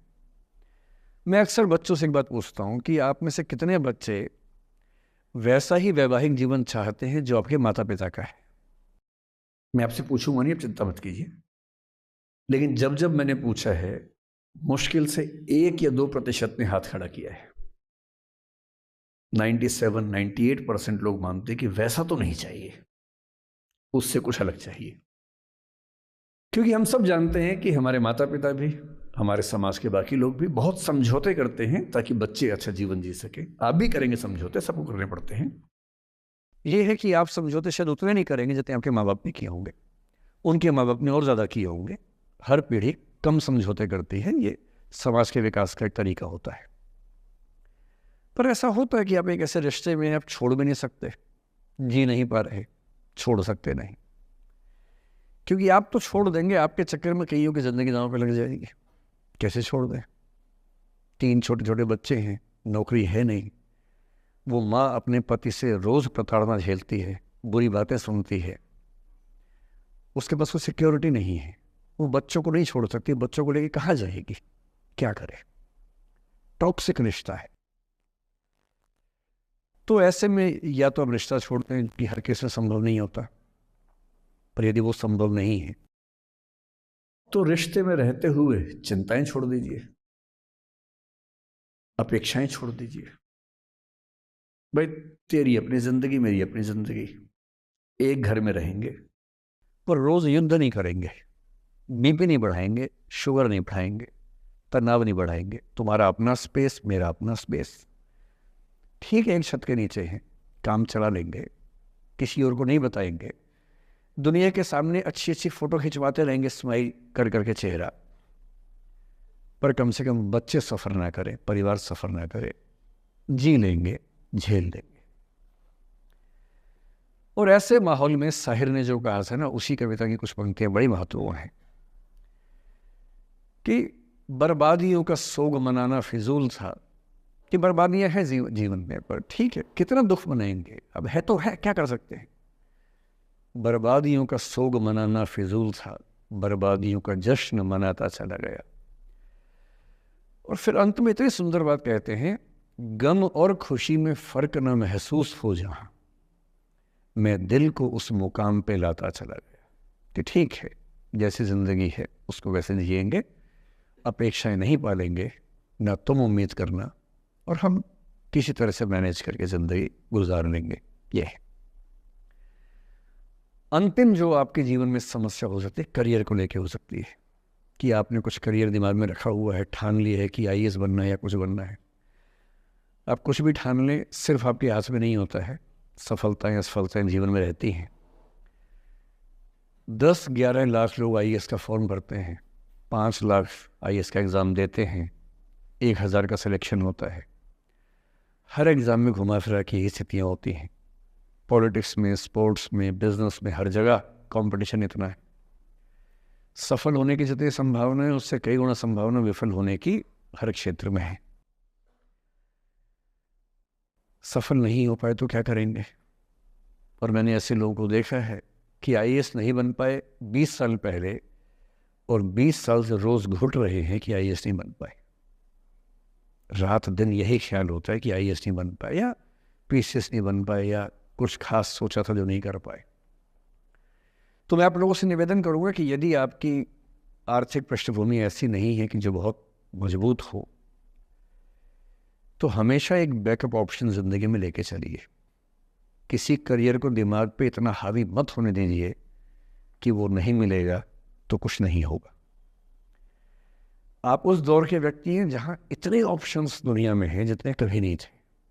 इतने ऑप्शंस हैं। बस एक ठीक ठाक सा व्यक्तित्व बना लीजिए, एक ठीक ठाक सा कॉन्फिडेंस रखिए अपने ऊपर। और यदि आपके पास बेसिक स्किल्स हैं, भाषा की, चिंतन की, समझने की, कैलकुलेशंस करने की, प्लानिंग करने की, स्ट्रेटेजाइज करने की, और मेहनती आप हैं, मैं गारंटी से कह रहा हूँ कि इस दुनिया में कंपटीशन नंबर्स में बहुत ज़्यादा है, कायदे का कंपटीशन नहीं के बराबर है। बहुत मजबूत लोगों से आपको भिड़ना नहीं पड़ता है। भिड़ते हैं 5 लाख से, पर उन 5 लाख में कुछ ही हैं जो भिड़ने लायक हैं। इतना कॉन्फिडेंस रखिए। जैसे कहते हैं ना कि हम भी दरिया है, हमें अपना हुनर मालूम है, जिस तरफ भी चल पड़ेंगे रास्ता हो जाएगा। इतना भरोसा अपने ऊपर रखिए कि ठीक है, ये नहीं तो कुछ और करेंगे, वो नहीं तो कुछ और करेंगे, लेकिन कुछ ना कुछ बढ़िया कर लेंगे। और उस बढ़िया करने की शुरुआत कॉलेज की ज़िंदगी से होती है। उड़ान सोसाइटी संभाल लेंगे, निष्ठा संभाल लेंगे। अभी मैडम ने बताया कि 80 सोसाइटी से बताई, इसको में 60 बताई। 60 सोसाइटीज़ हैं, किसी सोसाइटी का हिस्सा बन जाइए। ये सोसाइटीज़ का हिस्सा बनने का असली पर्पस क्या है? इसी बहाने एक्सपोजर मिलता है, आप कुछ करते हैं, मंच पे आते हैं, लोगों से मिलना जुलना होता है, स्किल्स डेवलप होती हैं, और अंत में जो जीवन में काम आता है, यही स्किल्स काम आते हैं। और यदि वो स्किल्स हमने डेवलप कर लिए, और वो स्किल्स पढ़ाई से नहीं आती हैं। जो क्लासरूम के अंदर की पढ़ाई है वो सबसे कम महत्वपूर्ण चीज़ होती है कॉलेज में। कॉलेज में सबसे ज़्यादा महत्वपूर्ण है ये अपॉर्चुनिटीज़, लोगों से बात करना, कुछ ऑर्गेनाइज करना, कहीं फेल होना, कहीं पास होना, वो सब करते रहिए। और मैं दावे से कह रहा हूँ कि इस दुनिया में कंपटीशन कहने के लिए ज़्यादा है, दरअसल ज़्यादा नहीं है। पूरी बात का सार ये है कि किसी की भी ज़िंदगी फ्लैट नहीं होती है, उसमें कर्व्स आते रहते हैं, ऊंच नीच सबकी ज़िंदगी में आती है। मैंने भी कम नहीं झेली है। आज मैं यहाँ खड़ा हूँ, ऐसे नहीं खड़ा हूँ, कुछ तो झेला ही होगा, मैंने भी ठीक ठाक झेला है। जिस उम्र में आप मौज मस्ती करते हैं, मैंने उस उम्र में कैलकुलेटर बेचे हैं। मैं सेल्समैन रहा हूँ 17 की उम्र में, और मैं बिजनेस फैमिली से नहीं हूँ। बिजनेस फैमिलीज में बच्चों को 17 में काम पे लगा देते हैं। मैं तो नौकरी पेशा परिवार से था, कुछ समस्याएं थी तो सेल्समैन बन के घर घर में जाके बेचना पड़ता था। तौहीन भी होती थी, लोग धिक्कारते भी थे, मजाक भी उड़ाते थे। वो समझे ना, है अपना खर्चा 17 की उम्र से खुद उठाया है, क्योंकि घर में दिक्कत थी। तो क्यों मांगू मैं घर से पैसे भाई, जब मुझे पता है कि मेरे घर में दिक्कत थी उस समय, क्यों मांगू। आपकी जिंदगी इस दुनिया के करोड़ों अरबों लोगों से बेहतर है, कुछ एक लोगों से खराब है। केवल उन कुछ एक पे ध्यान मत दीजिए, उन करोड़ों पे भी ध्यान दीजिए जिनसे अच्छी आपकी जिंदगी है। और इतनी कुव्वत आपके अंदर है, आप इस देश के सबसे अच्छे विश्वविद्यालयों में से एक, दिल्ली विश्वविद्यालय के सबसे अच्छे कॉलेजेस में से एक हंसराज कॉलेज में विद्यार्थी हैं। ये मजाक नहीं है, आप इस देश के एलीट हैं, एलीट। इस कॉलेज और यूनिवर्सिटी का नाम बोलते ही कितने बंद दरवाजे खुल जाते हैं, आपको अंदाजा नहीं है, आगे जाके समझ में आएगा। बस इतना करना है कि जब जब जिंदगी नीचे की तरफ जाए, थोड़ा सा हौसला बना के रखिए। कुछ ही दिन की बात होती है, हर चीज़ कुछ ही दिन की होती है। बहुत अच्छे वक्त में और बहुत बुरे वक्त में एक ही वाक्य कॉमन याद रखिए, कुछ दिनों की बात है, ये वक्त गुजर जाएगा। बहुत अच्छा हो तब भी ध्यान रखना है, आदत नहीं बनानी। बहुत बुरा हो तब भी ध्यान रखना है, ये सब खत्म हो जाएगा। सोशल मीडिया पर ट्रोलिंग आजकल का एक नया सच है, जो आप लोग बड़ा मुश्किल होता है वो जब झेलते होंगे। आपने एक फ़ोटो अपलोड की, कोई लाइक ही नहीं कर रहा है, आप बार बार देखने घूमोगे लाइक किया कि नहीं किया। दोस्तों को फ़ोन कर रहे हैं, लाइक कर, तो लाइक कर, तो भी लाइक कर, चल 5 लाइक करवाए, 8 लाइक करवाए, नहीं लाइक हो रहा। फिर आपने कुछ ऐसा बोला, किसी ने उसकी छोटी सी क्लिप काट के चला दी, और आप अचानक सबकी नज़रों में किरकिरी बन गए। गालियाँ पड़ रही हैं, आलोचनाएं हो रही हैं, लाखों लोग फतवे जारी कर रहे हैं आपके ऊपर। इतनी बेचैनी होती है इस दौर में। पहले के दौर में ये नहीं था, आपने कहीं कुछ बोला खत्म हो गई बात। अब किसी ने रिकॉर्ड कर ली, सोशल मीडिया पे आ गई, खत्म ही नहीं हो रहा। राइट टू बी फॉरगॉटन हमारे देश में है नहीं, और प्रैक्टिकली संभव भी नहीं है। कैसे आप उसको अप्लाई करेंगे? आप कभी ना कभी कुछ ऐसा बोलेंगे, या तो गलत बोलेंगे या उसमें से कोई क्लिप कोई काटेगा, इतनी गालियां पड़ेंगी और पहली बार जीना मुश्किल हो जाता है। मैंने आज से 7-8 साल पहले 1.5 साल तक एंग्जाइटी की दवाइयाँ खाई हैं, जबकि मैं बहुत ही मस्त वाला किस्म का आदमी हूँ, मैंने खाई हैं। और जीवन में एक आध ऐसा दौर सबका आता है, आ जाना चाहिए। जब जीवन में एक आध बार ऐसा हो कि सारी दुनिया पीछे पड़ गई है, बहुत दिक्कत होगी, घबराहट होगी, बेचैनी होगी, एंग्जाइटी होगी, डिप्रेशन होगा, सब कुछ होगा। लेकिन एक बात ध्यान रखना, मेरी इस बात को ध्यान रखना, वो पहली और आखिरी परीक्षा है, उसके बाद कभी नहीं होगा। 8 साल पहले ऐसा कुछ हुआ था कि मैंने बहुत दवाइयाँ खाई, 1.5 साल दवाई खाई, 1.25 साल खाई दवाई। कारण पता था, कारण ठीक हुआ, दवाई छूट गई। उसके बाद मैंने ज़िंदगी का सबसे मुश्किल फेज़ पिछले साल झेला था, जब मेरे एक वीडियो की क्लिप मीडिया पर चली, FIR हुई, पता नहीं क्या क्या हुआ, सब कुछ हुआ। और मैं आपके सामने बहुत ईमानदारी से कह रहा हूँ, मुझे तनाव नहीं हुआ, डिप्रेशन नहीं हुआ, एंग्जाइटी नहीं हुई, क्योंकि मैं पहले झेल चुका था। अब पिछले 7 दिन से मेरी 5 साल पहले की एक क्लिप चला रहे हैं वीडियो आजकल। 2019 के इलेक्शन से पहले जनवरी में मैं क्लास लेते हुए कह रहा हूँ कि अब इलेक्शन का टाइम आ गया, अब मंदिर का तमाशा शुरू हो जाएगा, और ये पॉलिटिक्स के मामले हैं, सब बेकार की बातें। उस समय ना सुप्रीम कोर्ट का जजमेंट आया था, ना कुछ और हुआ था। आज मेरा बड़ा सीधा स्टैंड है कि जब सुप्रीम कोर्ट की कॉन्स्टिट्यूशन बेंच ने 5-0 से सहमति दी है, और उसके बाद कॉन्स्टिट्यूशन तरीके से मंदिर बन रहा है, मैं कौन होता हूँ नाराज़ होने वाला? मुझे क्यों खुश नहीं होना चाहिए? दुनिया में हर धर्म के ईश्वरों के नाम पर मंदिर हैं, उनके जन्म स्थान पर मंदिर हैं, मेरे धर्म में क्यों नहीं होना चाहिए? मुझे क्यों परेशान होना चाहिए? और कुछ लोग पिछले 7 दिन से 5 साल पहले की क्लिप चला रहे हैं। मेरी टीम परेशान है, मैं परेशान नहीं हूँ। मुझे भेजते हैं कि सर ऐसे हो गया, सर इतनी वीडियो चल रहे हैं। मैं सुनता हूँ पर तनाव नहीं होता है, क्योंकि मुझे पता है कि किसी दिन किसी मंच पर हो, जैसे आज मैंने बात बोल दी, कहीं और बोल दूंगा, बात खत्म हो गई। कितना लोग लेंगे?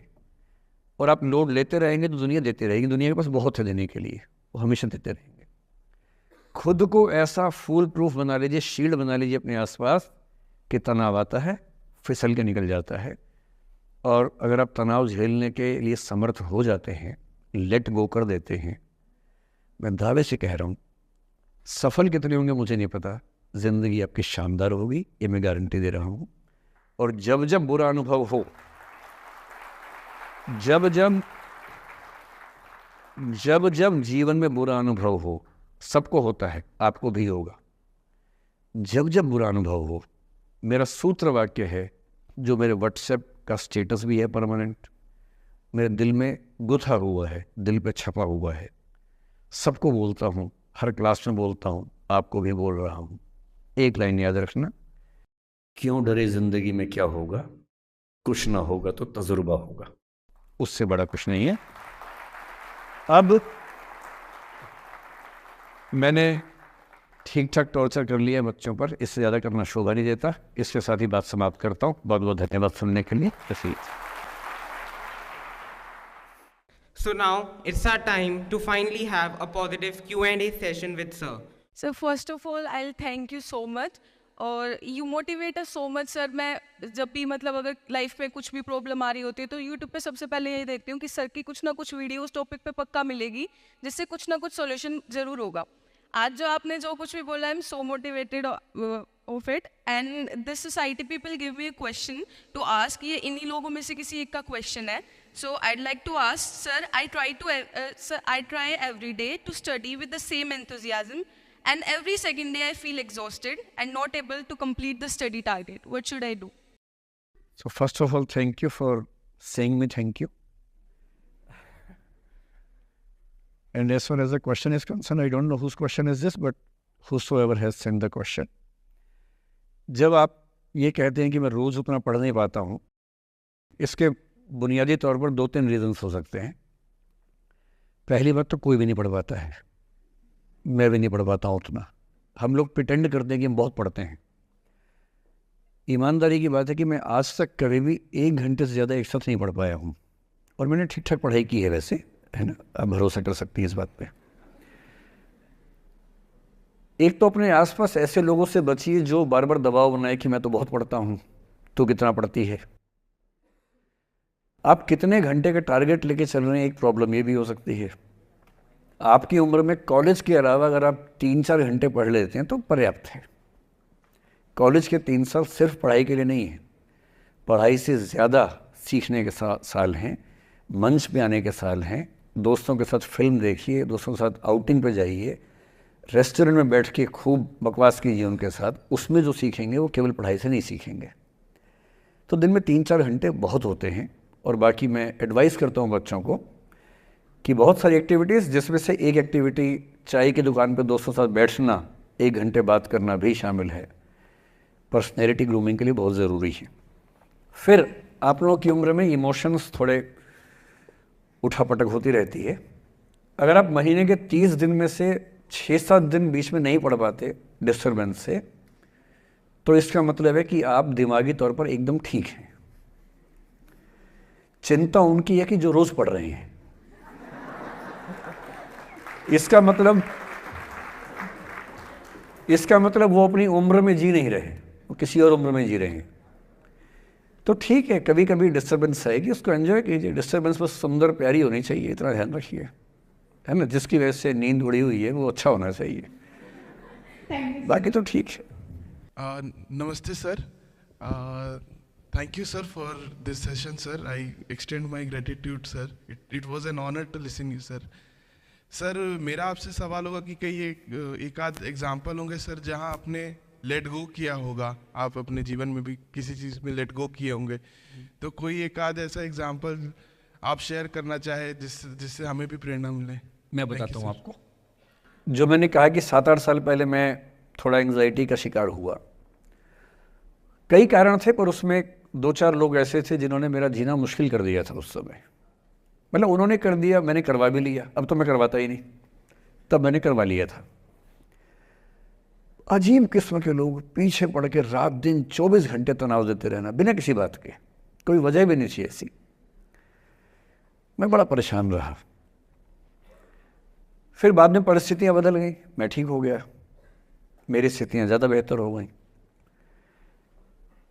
तो उन दिनों मैंने एक रहीम का दोहा पढ़ा, वो मेरे जीवन का उसूल बन गया। उसके बाद से एक दो बार मेरे मन में आया कि मैं भी दुश्मनी कर लूं और दिखा दूं, और मेरे पास ताकत उनसे ज़्यादा थी उस समय भी, आज भी है।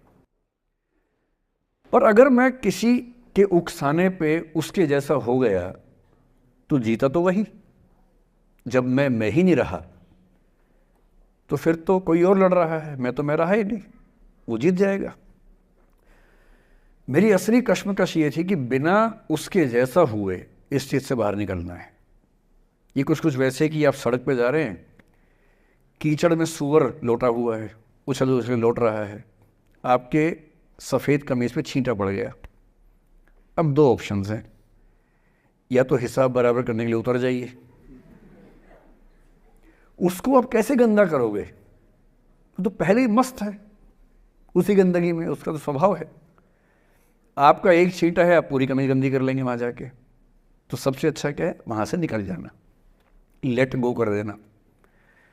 तो मैंने रहीम का एक दोहा अपना सार बना लिया, रहीमन ओछे नरन सो बैर भली ना प्रीति। रहीमन ओछे किस्म के लोगों से ना बैर अच्छा है ना प्यार अच्छा है। काटे चाटे श्वान के दुह भांति विपरीति। कुत्ता काटे तो दिक्कत, कुत्ता चाटे तो दिक्कत। तो मेरा उसूल क्या है, इस तरह के लोगों से ना दोस्ती ना दुश्मनी, ना दिल में ग्रजेस रखने हैं कि हिसाब बराबर कर दूंगा, हरा दूंगा, रखना ही नहीं। और मेरी अब ठीक ठाक दोस्ती तो क्या होगी, मतलब जब हम मिलते हैं बड़े प्यार से मिलते हैं, मुझे दिक्कत है ही नहीं, नाराज़गी भी नहीं है। मुझे लगता है कि वो अपना धर्म निभा रहा था, मैं अपना निभा रहा हूँ।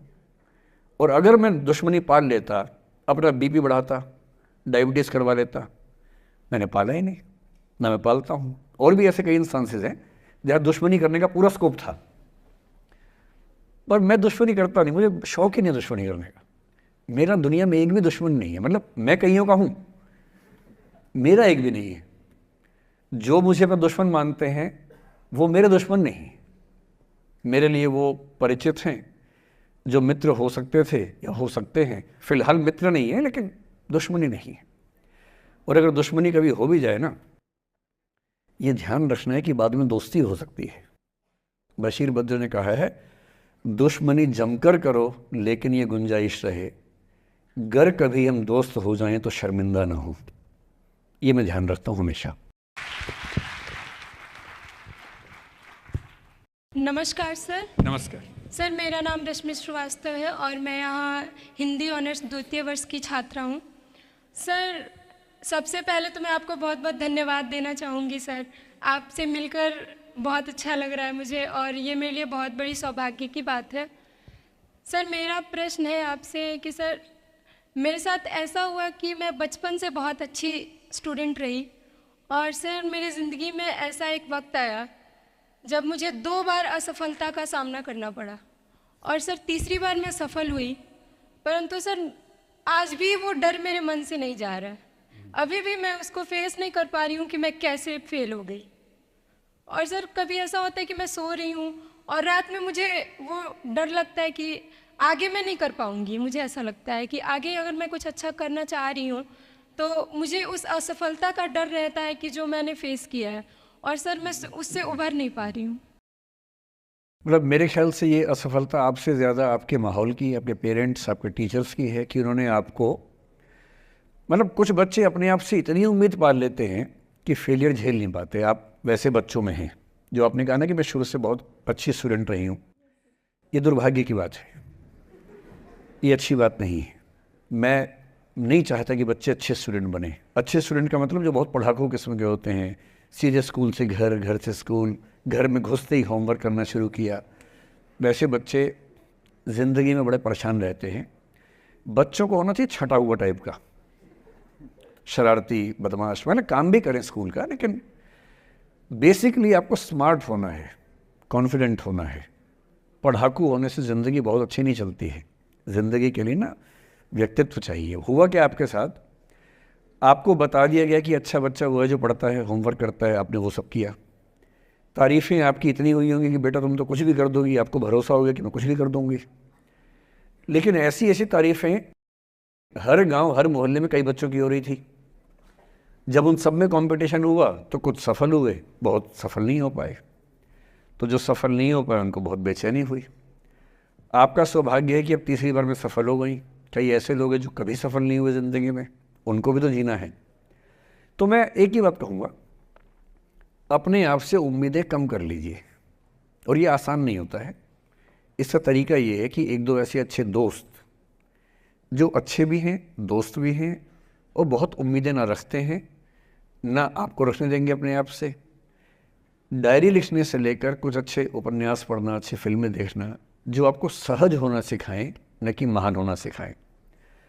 महानता से बड़ा कोई रोग नहीं है, इस चक्कर में नहीं पड़ना है। सामान्य होना है। असली जद्दोजहद सामान्य होने की है, महान होने की नहीं है। सहज होना है। तो अपने आप से क्या कहना, रोज़ कहना है कोशिश पूरी करूँगी, सफलता मिल गई तो बढ़िया, नहीं तो क्यों डरे, ज़िंदगी में क्या होगा, कुछ ना होगा तो तजुर्बा होगा। और भाड़ में जाए सीधी सी रात। नमस्ते सर। सर मेरा क्वेश्चन थोड़ा सा इनसे अलग है। सर जैसे आपने कहा कि लेट गो करना चाहिए, लेकिन क्या करना चाहिए? लेट गो करना चाहिए।